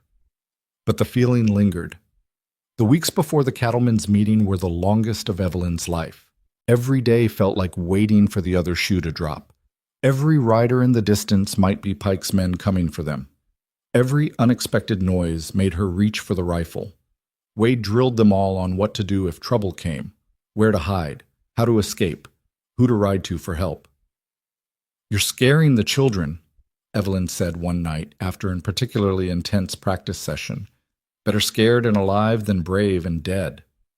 They need to feel safe in their own home. They need to survive." Wade's voice was hard. "When Pike comes, and he will come, I need to know they'll do what I say without hesitating. That means practice. And what about after? When this is over, assuming we survive, do they spend the rest of their lives waiting for the next attack? If that's what it takes. That's not living, Wade. That's just existing. It's all we got." The shout echoed through the house. In the sudden silence, they could hear Rosie crying in her room. Wade's face went pale. "I didn't mean—" "I know." Evelyn touched his arm gently. "Go talk to her. I'll finish up here." He went, shoulders slumped like defeat. Evelyn stood in the kitchen surrounded by the evidence of their small war, rifles cleaned and ready, ammunition counted, escape routes planned, and wondered if there was any version of this where everyone made it out whole. The night before the meeting, none of them could sleep. They sat together in the main room, the lamp burning low, nobody speaking. Rosie dozed against Wade's shoulder. Caleb cleaned his rifle for the 10th time. Evelyn pretended to read but hadn't turned a page in an hour. Finally, Wade broke the silence. "Whatever happens tomorrow, I want you all to know something." He looked at each of them in turn. "You made this place feel like a home again. After Claire died, it was just a house, a place to sleep and work and try to forget. But you—" His voice caught. "You brought it back to life." "Pa," Caleb said quietly. "Let me finish." Wade swallowed hard. "Caleb, you've grown into a man I'm proud of, strong and smart and braver than you know. Rosie, you're the light in every dark day. Your ma would be so proud of the girl you're becoming." Rosie was crying silently. Wade turned to Evelyn last. "And you, I don't even know what to say. You came here broken and scared, and somehow you ended up being the strongest person I know. You stood up when everyone else backed down. You stayed when any sane person would have run. Wade, I need to say this, in case I don't get another chance." He took a breath. "You made me remember what it feels like to want something beyond just surviving another day. You made me—" A gunshot cracked through the night, then another. Wade was on his feet instantly. "Barn's on fire! Caleb, get the rifles! Evelyn, take Rosie to the root cellar and don't come out until I say." Through the window, Evelyn could see flames already engulfing the barn. Shadows moved in the firelight. Men on horses. Pike had come early. Wade grabbed his rifle and kicked open the door. "Get moving! Now!" Evelyn pulled Rosie toward the back of the house, but the girl resisted. "Not without you and Pa. Your father can handle—" The front window exploded inward. Glass flew everywhere. A burning torch landed on the floor, catching the rug immediately. "Callahan!" Pike's voice rang out from the yard. "You got one chance. Come out and we'll talk. Stay inside and burn." Wade fired through the broken window. Someone screamed. "Guess that's your answer," Pike shouted back. "Boys, light it up." More torches arced through the night. One hit the porch. Another crashed through the kitchen window. The house was burning. They had minutes at best. Wade grabbed Evelyn's arm. "The root cellar, all of you. I'll hold them off." "You can't—" "Go!" But before Evelyn could move, she saw something that froze her blood. Caleb running toward the barn with a bucket, trying to save the horses trapped inside. "Caleb!" Wade's scream tore through the chaos. "Get back here!" The boy didn't hear, or didn't listen. He disappeared into the smoke, and the barn's roof groaned like a dying thing. Wade ran. Evelyn had never seen anyone move that fast. He was across the yard and into the barn before she could even process what was happening. Gunfire erupted. Pike's men were shooting at everything that moved. "Miss Mercer!" Rosie was pulling at her hand. "We have to hide!" But Evelyn couldn't move, couldn't breathe, couldn't do anything but stare at the burning barn and wait for Wade and Caleb to emerge. The roof collapsed with a roar like the end of the world. Evelyn screamed. And then, through the smoke and flames and chaos, two figures stumbled out of the inferno. Wade, his shirt on fire, carrying an unconscious Caleb over his shoulder. Behind them, the barn was nothing but flames and falling timber. Evelyn ran. She reached them as Wade collapsed to his knees, still holding his son. His back was burned, bleeding, but Caleb was breathing.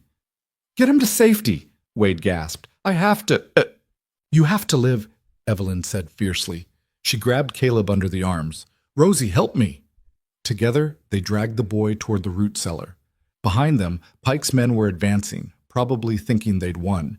They hadn't counted on the fact that a cornered animal fights hardest. Wade stood. Somehow, burned and bleeding and half dead on his feet, Wade Callahan stood. He raised his rifle, and he started firing. Every shot Wade fired found its mark. Pike's men scattered like rabbits, diving behind the water trough, the wagon, anything that might stop a bullet. One went down screaming, clutching his leg. Another dropped his rifle and ran outright. Evelyn got Caleb and Rosie into the root cellar, the cool darkness a shocking contrast to the inferno outside.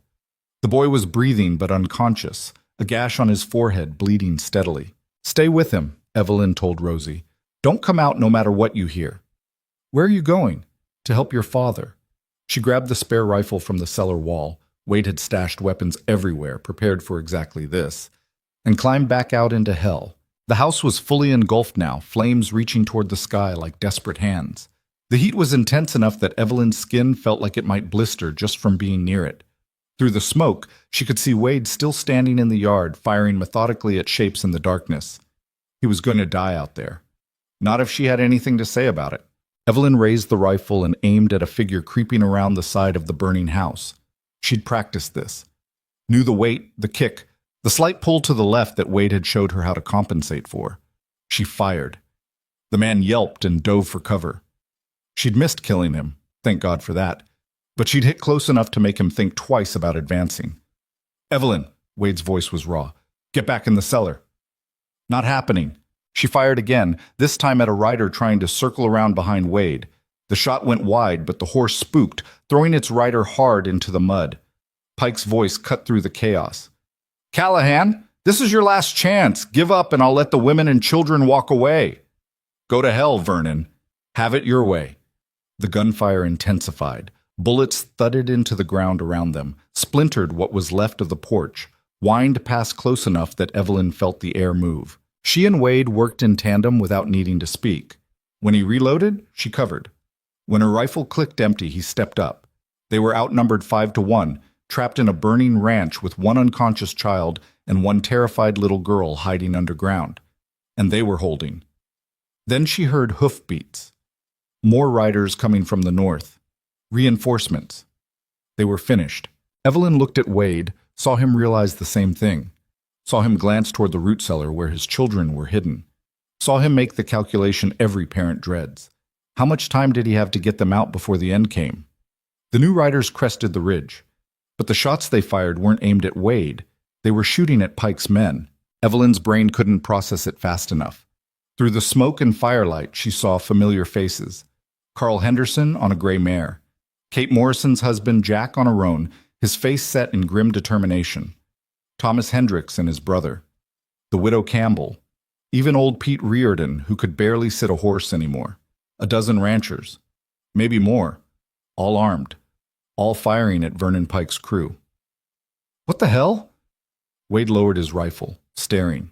Carl Henderson rode up, his horse dancing sideways from the flames. "You didn't think we'd let you fight alone, did you? How did you—" "My brother got word out," Thomas Hendricks called from his position behind the water trough. "Told everyone what you were planning, what Pike was really doing. Folks got tired of being scared." Pike's men were retreating now, caught between Wade's position and the newcomers. 2 were already wounded. The others looked ready to run. Vernon Pike himself sat his horse in the middle of the chaos, his face purple with rage. "This is my valley," he screamed. "Mine. You people don't get to—" "Shut up, Vernon." Kate Morrison's voice was clear and cold. She had a rifle pointed directly at him. "For once in your miserable life, just shut up." "You can't do this. I'll have the sheriff—" "The sheriff saw the ledgers," Carl Henderson interrupted. "Saw what you've been doing. He's waiting in town to arrest you. Only question is whether you ride in alive or dead." Pike looked around at the circle of rifles aimed at him, at his men, scattered and beaten, at his empire crumbling in real time.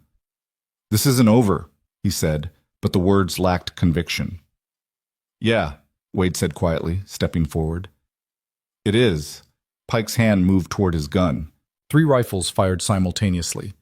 Evelyn wasn't sure whose bullet hit him, maybe all of them. Pike toppled from his saddle like a sack of grain and didn't move. The silence that followed was deafening. Then Carl Henderson dismounted and walked over to check the body. He looked up at the assembled crowd and nodded once. "It's done." Someone let out a shaky breath. Someone else started crying. The widow Campbell sat down hard in the mud like her legs had given out. Wade turned to Evelyn, his face streaked with soot and blood. "The kids, safe. In the cellar. Caleb's hurt but breathing." He closed his eyes briefly, swaying on his feet. Now that the fight was over, the adrenaline draining away, his burns were catching up with him. Evelyn caught his arm. "Easy. Let's get you sitting down." House is gone. She looked at what had been their home. The fire was still burning, but there was nothing left to save. 4 months of her life. Every small comfort she'd built. The books. Her mother's cameo. All of it ash. "We're alive," she said. "That's what matters." Wade looked at her like she'd said something profound instead of stating the obvious. Then he pitched forward, and she barely caught him before he hit the ground. "Help!" she screamed. "Somebody help me!" Carl and Jack were there instantly, taking Wade's weight. They carried him to the one structure still standing, the chicken coop, ironically, and laid him on the ground as gently as possible. Evelyn ran to the root cellar and found Rosie still holding vigil over her brother. "Pa?" the girl asked tremulously. "Alive. Hurt, but alive. Can you stay with Caleb a little longer?" "Is it over?" "Yes, sweetheart, it's over." Rosie nodded, her small face serious beyond her years. Evelyn kissed her forehead and climbed back out. Kate Morrison had materialized with medical supplies. Where she'd gotten them, Evelyn had no idea. Together they worked on Wade's burns by lamplight, cleaning the wounds as best they could, wrapping them in clean cloth. He was unconscious through most of it, which was probably a mercy. The burns on his back were bad. Not fatal, she didn't think, but bad enough that he'd carry the scars forever. "He saved Caleb," Evelyn said to no one in particular. "Of course he did," Kate said matter-of-factly. "He's their father. What else would he do?" "He could have died. So could you, but you ran out there anyway." Kate tied off a bandage with practiced efficiency. "Love makes people stupid. Makes them brave, too, sometimes. Hard to tell the difference." Evelyn's hand stilled. "I don't... Please, I've got eyes." Kate's smile was gentle. "Question is whether you're going to do something about it or keep pretending." Before Evelyn could answer, Caleb appeared at her elbow. He was upright, conscious, one side of his face swollen and purple, but otherwise intact. "Is Pa going to make it?" "Yes. He's strong. He'll heal." "And you? You hurt?" The question surprised her. "No, I'm fine." "You sure? Because you got blood on your dress and you're shaking." Evelyn looked down. He was right on both counts. The blood wasn't hers, probably Wade's, maybe Caleb's, but she was definitely shaking. Reaction setting in, her body finally catching up with everything that had just happened. "I'm fine," she repeated, but her voice cracked on the words. Caleb, 14 years old and trying so hard to be a man, put his arms around her. "Thank you for not leaving us," he whispered. And then Evelyn was crying, really crying, for the first time since Boston. Not quiet, dignified tears, great heaving sobs that shook her whole body. Caleb held on tight, and Kate rubbed her back, and somewhere in the ruins of the ranch, Rosie started crying too. They stood there in the wreckage of their home and cried together until there was nothing left. The valley helped rebuild. It started at dawn the next day when Carl Henderson showed up with lumber and tools. By noon, a dozen families had arrived with supplies, labor, and enough food to feed an army. By sunset, they'd cleared the burned wreckage and laid the foundation for a new barn. Wade watched from a makeshift bed in the chicken coop, too injured to help, but too stubborn to stay quiet. "You're doing it wrong," he yelled at Jack Morrison. "That beam needs to be centered." "Wade, shut up," Evelyn called back. "Let the man work. It's crooked. Then he'll fix it. Stop micromanaging." Despite everything, people laughed. The sound was strange and wonderful after so much fear. They camped in the yard that night. Nobody wanted to leave the Callahans alone yet. Someone produced a fiddle. Someone else had whiskey.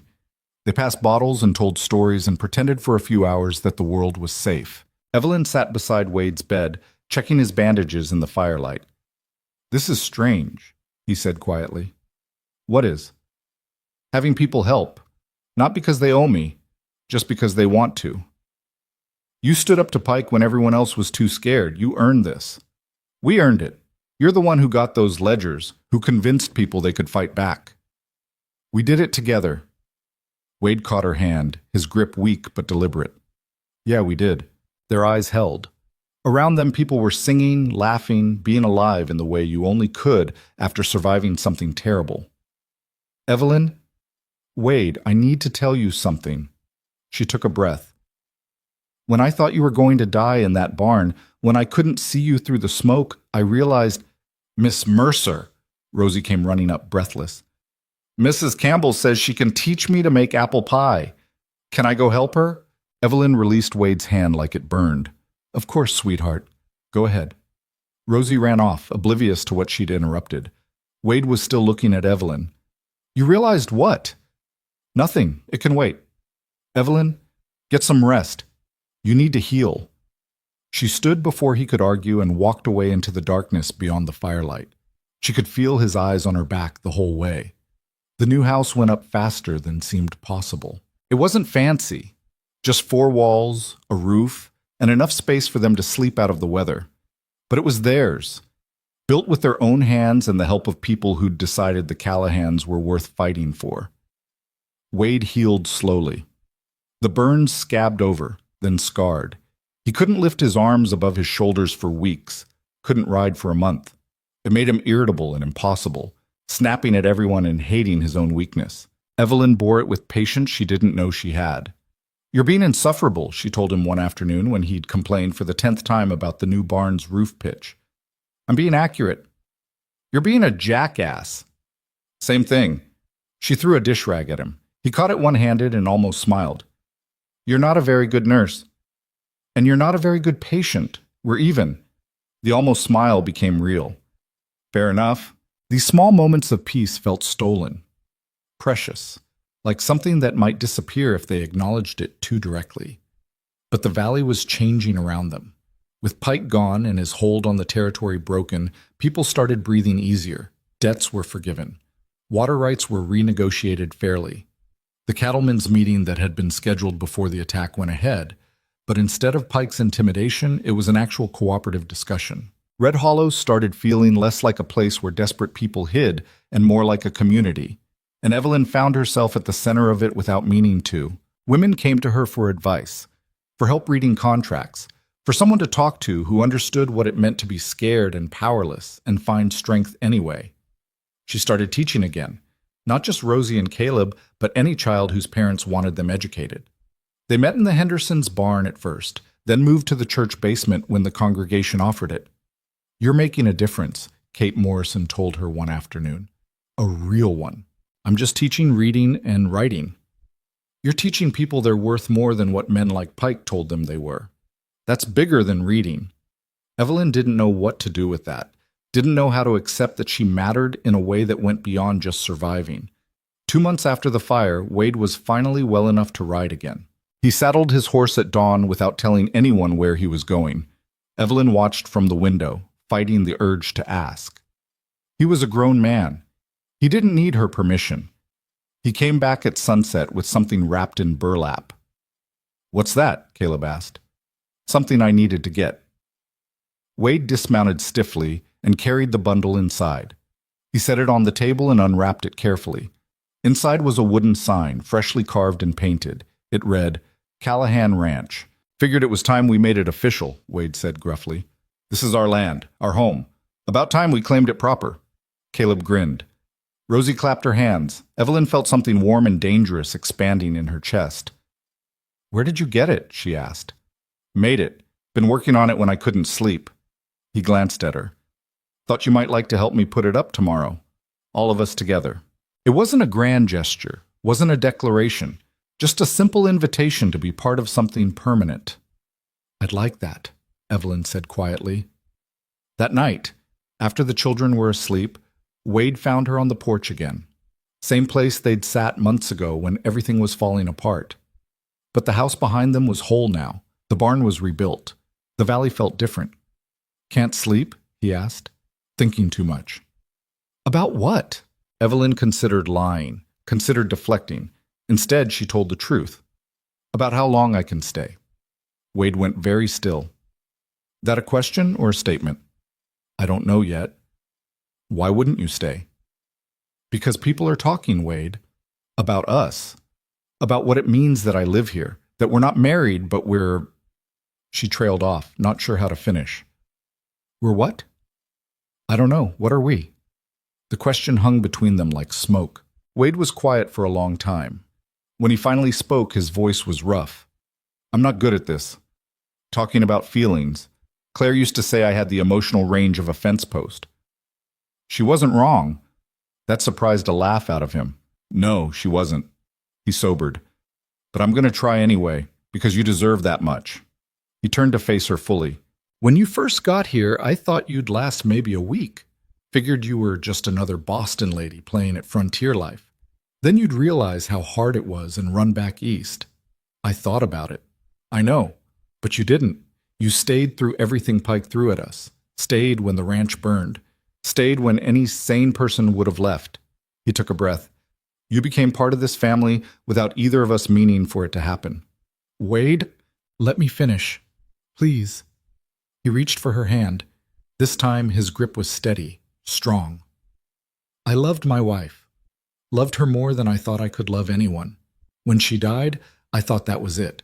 Thought I'd had my chance at happiness and lost it." Evelyn's throat was tight.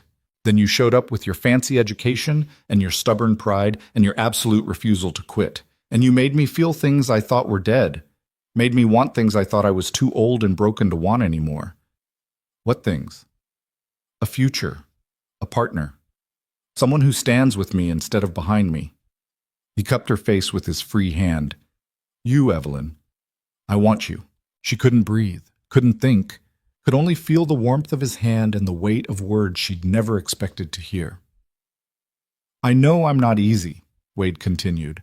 "Know I'm harsh and stubborn and not much for talking. Know I come with 2 kids and a ranch that needs constant work and scars that'll never fully heal. But if you'll have me, if you'll stay not as the teacher but as my wife, I swear I'll spend every day trying to be worthy of it." "Wade, You don't have to answer now. Think about it. Take all the time you need." He started to pull away. Evelyn caught his hand and held on. "I don't need time." His eyes searched hers. "No?" "I stopped running the day I pointed a rifle at Vernon Pike. Stopped pretending I could keep myself separate from this place, these people, this family." She stood, pulling him up with her. "I love your children. I love this valley. And I love you, Wade Callahan, even though you're stubborn and impossible and have all the emotional sensitivity of a rock." That's a hell of a proposal acceptance. "You asked, didn't you?" "Guess I did." He kissed her then. Slow and careful, like she might break, like he was afraid this was a dream. Evelyn kissed him back and proved she was real. When they finally broke apart, both breathing hard, Wade pressed his forehead to hers. "We're going to scandalize the whole valley." "We already did. Might as well make it official." He laughed, actually laughed, the sound rumbling through his chest. "Yeah, might as well." They stood there on the porch as the stars wheeled overhead and the valley settled into sleep around them. Tomorrow they'd tell the children. Tomorrow they'd start planning a wedding. Tomorrow the work would continue because ranches didn't run themselves and life didn't pause for happiness. But tonight, for this moment, everything was exactly as it should be. Inside the house, Rosie peeked out her window and saw them standing together.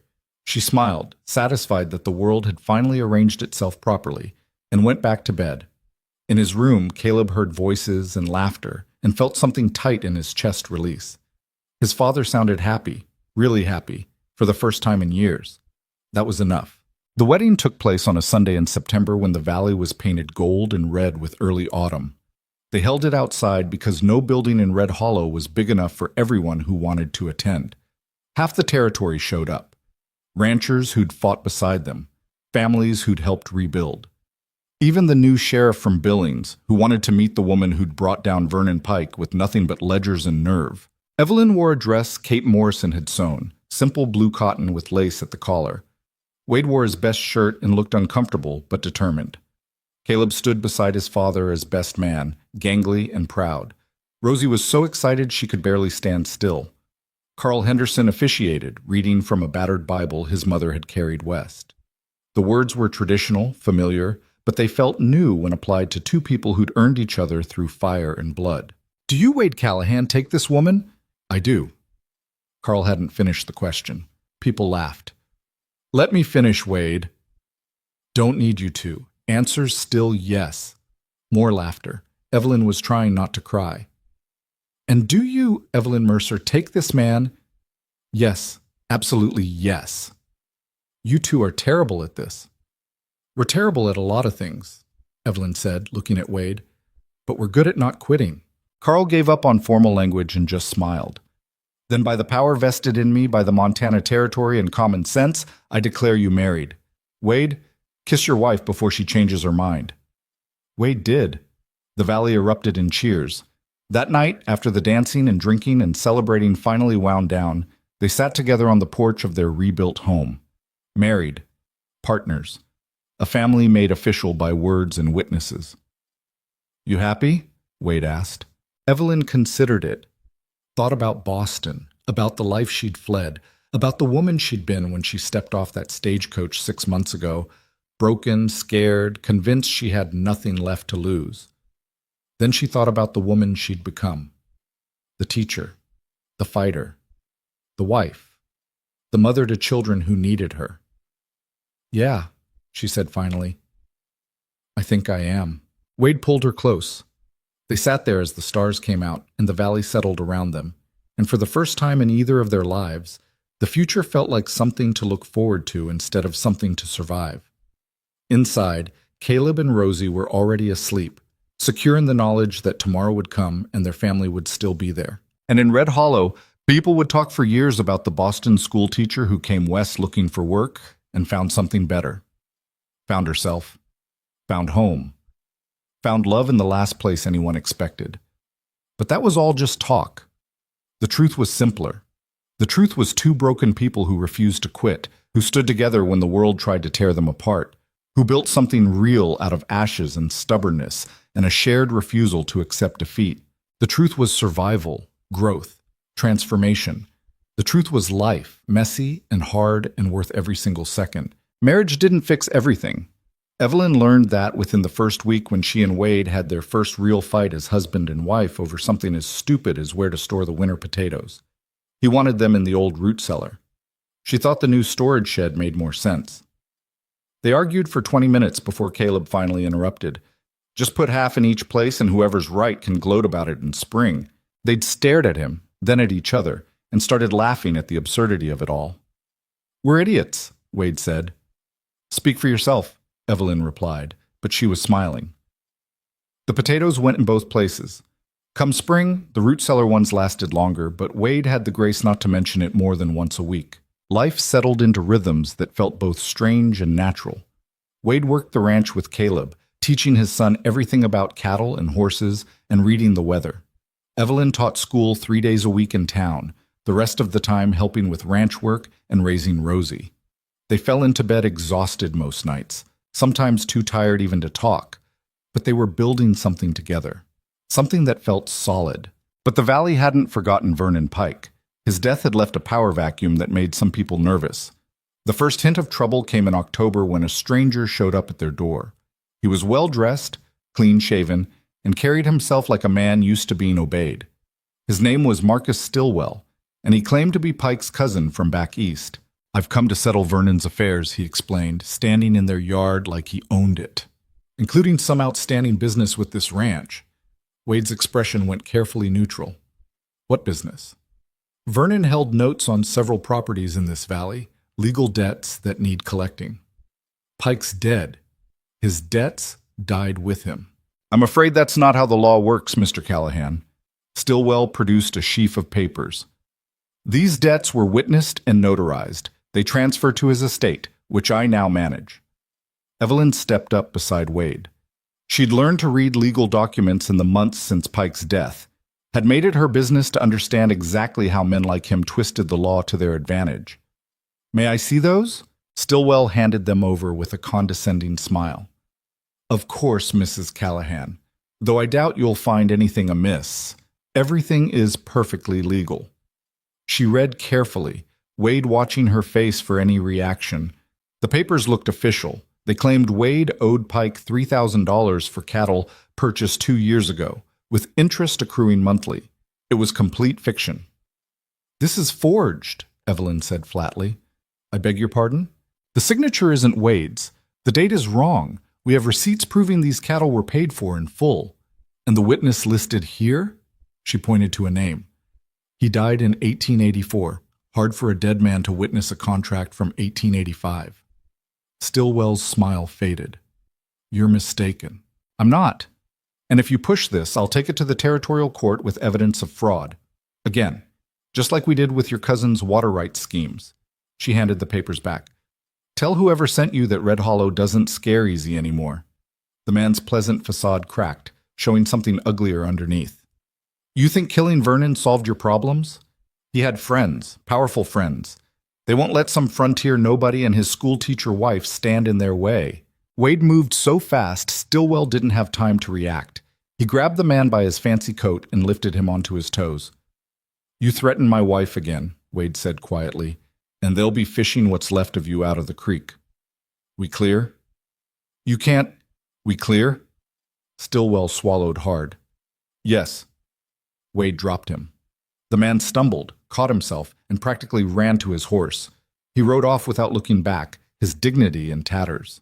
Caleb came out of his barn, rifle in hand. "That gonna be a problem, Pa?" "Probably." Wade watched Stillwell disappear over the ridge. "But it's one we can handle." Evelyn wasn't so sure. That night, she lay awake listening to the wind rattle the windows and wondering if they'd ever be free of men like Vernon Pike. If violence attracted more violence until there was nothing left but blood and revenge. Wade was awake too. She could tell by his breathing. "You thinking about Stillwell?" she asked quietly. "Yeah." "You think he'll come back?" "Him or someone like him. Pike had connections, money, people who benefited from his operation." Wade rolled over to face her. "I won't let them take this from us. Won't let them hurt you or the kids." "I know. But I'm tired, Evelyn. Tired of fighting. Tired of watching the horizon for the next threat." She reached for his hand in the darkness. "Then maybe we don't wait for them to come to us. Maybe we go on the offensive." "What do you mean?" "Pike kept records.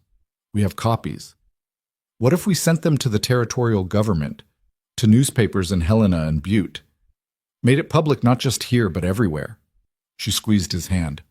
"Expose the whole network. Every politician he bribed, every official he owned, burn it all down." Wade was quiet for a long moment. "That's dangerous. Could make us targets for every corrupt bastard between here and Washington." "We're already targets. At least this way we'd be targets who fought back." "You really want to do this?" Evelyn thought about it. Thought about spending the rest of her life looking over her shoulder, raising children in fear, wondering when the next Vernon Pike would show up. "Yes," she said finally. "I want to do this." "Then we do it together." They spent the next month gathering evidence. Thomas Hendricks brought more documents his brother had copied. Carl Henderson contributed testimony about forced land sales. Kate Morrison provided names of other women whose husbands had been threatened or hurt by Pike's organization. It was slow, tedious work, but piece by piece, they built a case that was impossible to ignore. In November, Evelyn took the train to Helena with a trunk full of documents and a letter of introduction from the new sheriff. She met with a territorial prosecutor named Sarah Weaver, who'd built a reputation for going after corrupt land speculators. Weaver read through the evidence with sharp eyes and a sharper mind. "This is explosive," she said finally. "You understand what you're handing me? This implicates state senators, judges, half the land office." "I understand." "They'll come after you. After everyone involved. They're already coming after us. This just means we're swinging back." Weaver smiled grimly. "I like you, Mrs. Callahan." "All right. I'll open an investigation, but I need you to testify, publicly, in court." "When?" January, maybe February. We'll need time to build the case properly. She looked at Evelyn seriously. This won't be easy. They'll try to discredit you, call you a liar, a troublemaker, drag your name through the mud. Let them try. And they did. The attack started before Evelyn even made it back to Red Hollow. The territorial newspaper ran a story calling her a radical agitator trying to destroy Montana's business interests. Anonymous letters arrived at the ranch accusing her of everything from adultery to theft. Someone spray-painted "whore" on the side of their new barn. Wade found her scrubbing it off one morning, her face set in grim determination. "Leave it," he said. "I'll handle it." "No. They want me to feel ashamed? They want me to hide?" She scrubbed harder. "I won't give them the satisfaction." "Evelyn, I mean it, Wade. I'm done being quiet. Done letting people like Pike and Stillwell and whoever sent these letters think they can intimidate me into silence." He took the brush from her hands gently. "Then let me help." They cleaned the barn together while Caleb and Rosie watched from the porch. When they were done, Wade stepped back and surveyed their work. "We should paint something new there, something that matters."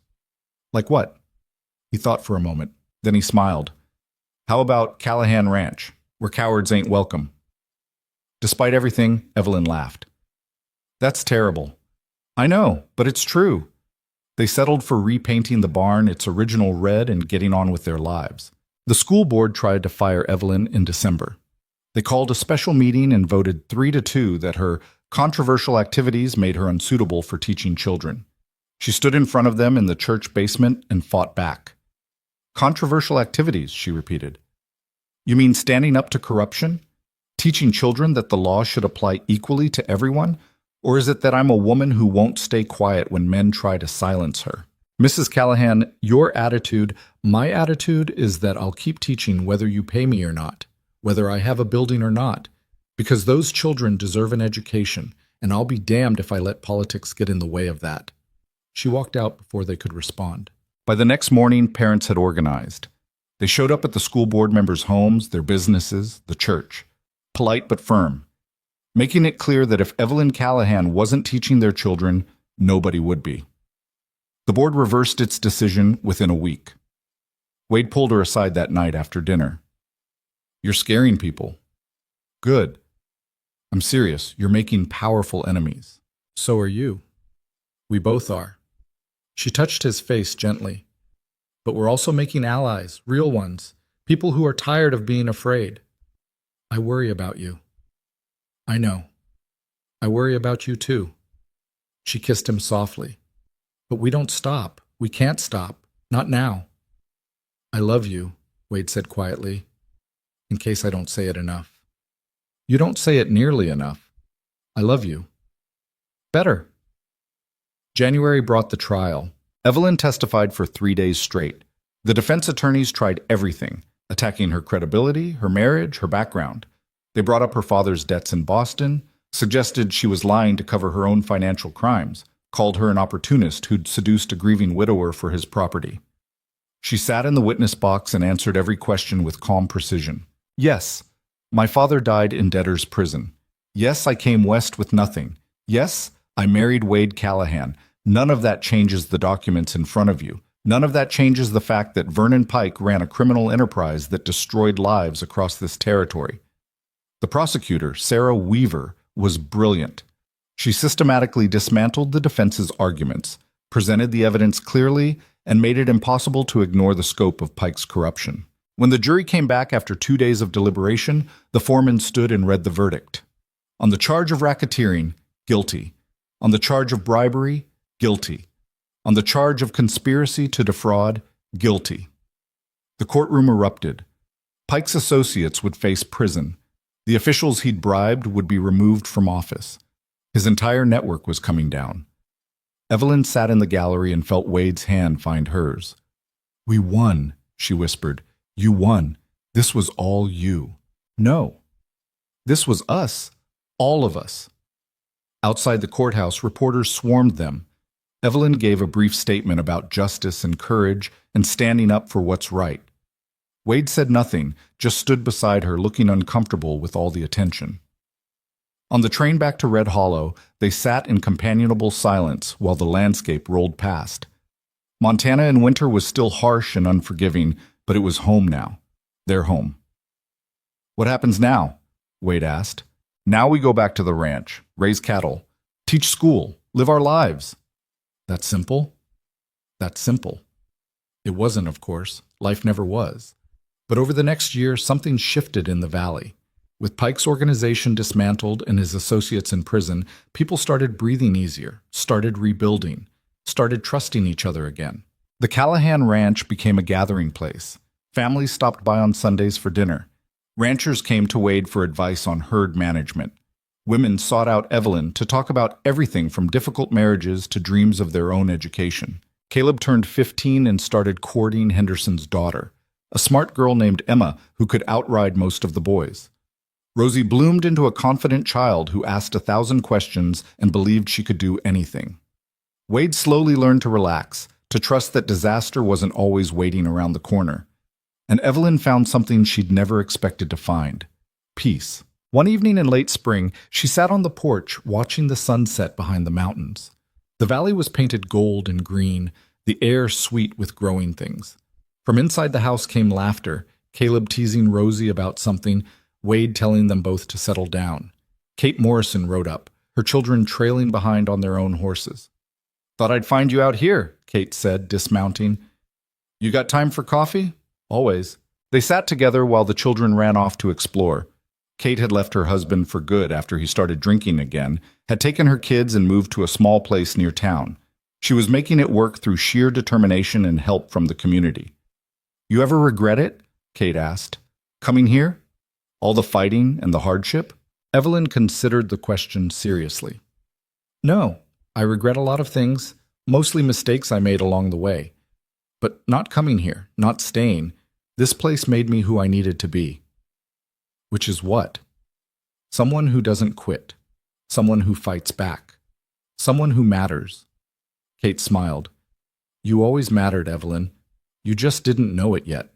Maybe that was true. Maybe all of this, the journey west, the confrontation with Pike, the trial, the building of a new life, had just been about learning to see herself clearly, to understand that worth wasn't something other people granted. It was something you claimed. Wade came out with coffee for all of them. He'd gotten better at small hospitalities, at making people feel welcome. He sat on the step next to Evelyn, his shoulder touching hers, solid and warm. "Kids are getting into the pie," he reported. "Let them," Evelyn said. "Kate made too." Smart woman. They sat in comfortable silence, watching the valley settle into twilight. This was what they'd fought for, not just survival, not just victory over enemies, but this: quiet moments with friends, children playing safely, a home that felt like it would last. In the years that followed, Red Hollow changed. More families moved in, drawn by stories of a valley where ordinary people had stood up to corruption and won. A real school was built, with Evelyn as the head teacher and 2 assistants she trained herself. The church expanded, businesses opened and actually thrived instead of just scraping by. Wade's ranch prospered. He and Caleb ran cattle across land that was finally, legally, undisputedly theirs. They hired hands, good men who worked hard and were paid fairly, built a reputation for honest dealing that spread across the territory. Rosie grew into a young woman who wanted to be a doctor. Everyone said it was impossible, that medical schools didn't accept women. Evelyn helped her apply anyway. When the rejections came, they applied to more schools. And more. Until finally, one said yes. The day Rosie left for medical school in Philadelphia, Wade cried. Not dramatically, not openly, just quiet tears he tried to hide while hugging his daughter goodbye. "I'm so proud of you," he told her. "Your ma would be so proud." "I know, Pa." Rosie hugged him tight. "Thank you for letting me go. Thank Evelyn. She's the one who convinced me you could do anything you set your mind to." After Rosie left, the house felt emptier. Caleb had married Emma Henderson the year before and moved to their own place down the valley. It was just Wade and Evelyn now, rattling around in a house built for a family. "Strange, isn't it?" Wade said one night. "Spent years raising them, worrying about them. Now they're gone and we did our job too well." "That's not a bad thing." "Didn't say it was, just strange." He pulled her closer. "Means we get you all to myself now." "Is that what you want?" It's exactly what I want. They were older now. Gray was creeping into Wade's dark hair. Evelyn's hands were no longer smooth but calloused from years of work. They bore scars. Wade's burns from the fire, Evelyn's from a kitchen accident, both from a life fully lived. But they were happy. Not the breathless happiness of new love. The steady, earned happiness of two people who'd chosen each other every day for years. Who'd fought together, built together, survived together. On their 10th anniversary, Wade gave her a gift. It was a book. Leather-bound, expensive. Inside, the title page read, The History of Red Hollow Valley by Evelyn Callahan. She stared at it confused. I don't understand. You're always telling stories about how things used to be, about Pike, the fire, the trial. People listen. Wade smiled. Thought you should write it down, make it official. I'm not a writer. You're a teacher, that's close enough. She did write it, spent the next 2 years interviewing everyone who'd been part of those early days. Carl Henderson, who'd stood with them against Pike. Kate Morrison, who'd found her courage in their example. Thomas Hendricks and his brother. The widow Campbell. Even Jack Morrison, sober now and trying to make amends. She wrote about the fear and the fighting, about what it took to stand up when standing up meant risking everything, about the cost of courage and the value of community. The book was published by a small press in Helena. It sold modestly, mostly in Montana. But people read it, used it in schools, quoted it in newspapers when talking about frontier justice and the role of ordinary people in building civilization. Evelyn didn't write it for fame. She wrote it so people would remember, so the children of Red Hollow would know what their parents and grandparents had done, so the story wouldn't be lost. Years turned into decades. Caleb and Emma had 4 children who grew up strong and loud and loved. Rosie became a doctor and came back to Montana to practice, setting up a clinic in Billings that served patients regardless of their ability to pay. She never married, said she was too busy saving lives to bother with romance, and seemed completely content with that choice. Wade and Evelyn grew old together on the ranch they'd fought so hard to keep. They moved slower now, ached more, forgot things occasionally, but they still sat on the porch in the evenings, still argued about stupid things, still found ways to make each other laugh. One evening, when Evelyn was 63 and Wade was 68, they sat watching their grandchildren play in the yard. The mountains were purple in the failing light. The valley spread out before them like a promise kept. You ever think about Boston? Wade asked. Sometimes, but not the way I used to. What way then? I used to think about it like a place I'd failed, a life I'd lost. She leaned her head on his shoulder. Now I think about it as the place I had to leave to find out who I was supposed to be. And who was that? Someone strong enough to stay. Someone brave enough to fight. Someone who could love a stubborn rancher and his broken family and help put them all back together. Wade kissed the top of her head. We put each other back together. Yeah, I guess we did. They sat in silence for a while, watching the children chase fireflies in the gathering dusk. Inside the house, dinner was waiting. Tomorrow there would be work to do, lessons to teach, a ranch to run, the same rhythm they'd followed for 30 years. You happy? Wade asked, the same question he'd asked on their wedding night so long ago. Evelyn thought about the girl who'd stepped off the stagecoach in Red Hollow, carrying nothing but grief and desperation. Thought about everything she'd survived, everything she'd built, everyone she'd become. Yeah, she said, I really am. And she meant it, because happiness wasn't about perfect circumstances or easy lives. Happiness was about choosing to stay when things got hard, about finding people worth fighting for, about building something that lasted longer than fear. Happiness was a ranch in Montana. A man who'd learned to say, I love you, more than once a year. Children who'd grown into good people. A valley that had transformed from a place of terror into a community of hope. Happiness was earned through blood and sweat and stubbornness. Through refusing to quit even when quitting made sense. Through believing that courage was contagious and that one person standing up could inspire others to do the same. The sun set behind the mountains. The children came inside, hungry and laughing. Wade stood and offered Evelyn his hand, pulling her up with a strength that belied his age. Come on, he said. Supper's getting cold. In a minute. She stood there a moment longer, looking out at the valley that had become her home, remembering the woman she'd been and honoring the woman she'd become. Then she took her husband's hand and went inside to the life they'd built together. The life she'd traveled 1,000 miles to find. The life that had been worth every single moment of fear and fighting and faith. The life that proved, in the end, that running away sometimes means running toward everything you were always supposed to be. And that was the truth. Red Hollow taught her, not that courage meant never being afraid, but that courage meant being afraid and doing it anyway. Meant standing up when standing up cost everything. Meant staying when every instinct screamed to run. The Valley remembered Evelyn Mercer Callahan long after she was gone. Remembered the schoolteacher who came west with nothing and changed everything. Who taught their children, fought their battles, and showed them what it meant to refuse to quit.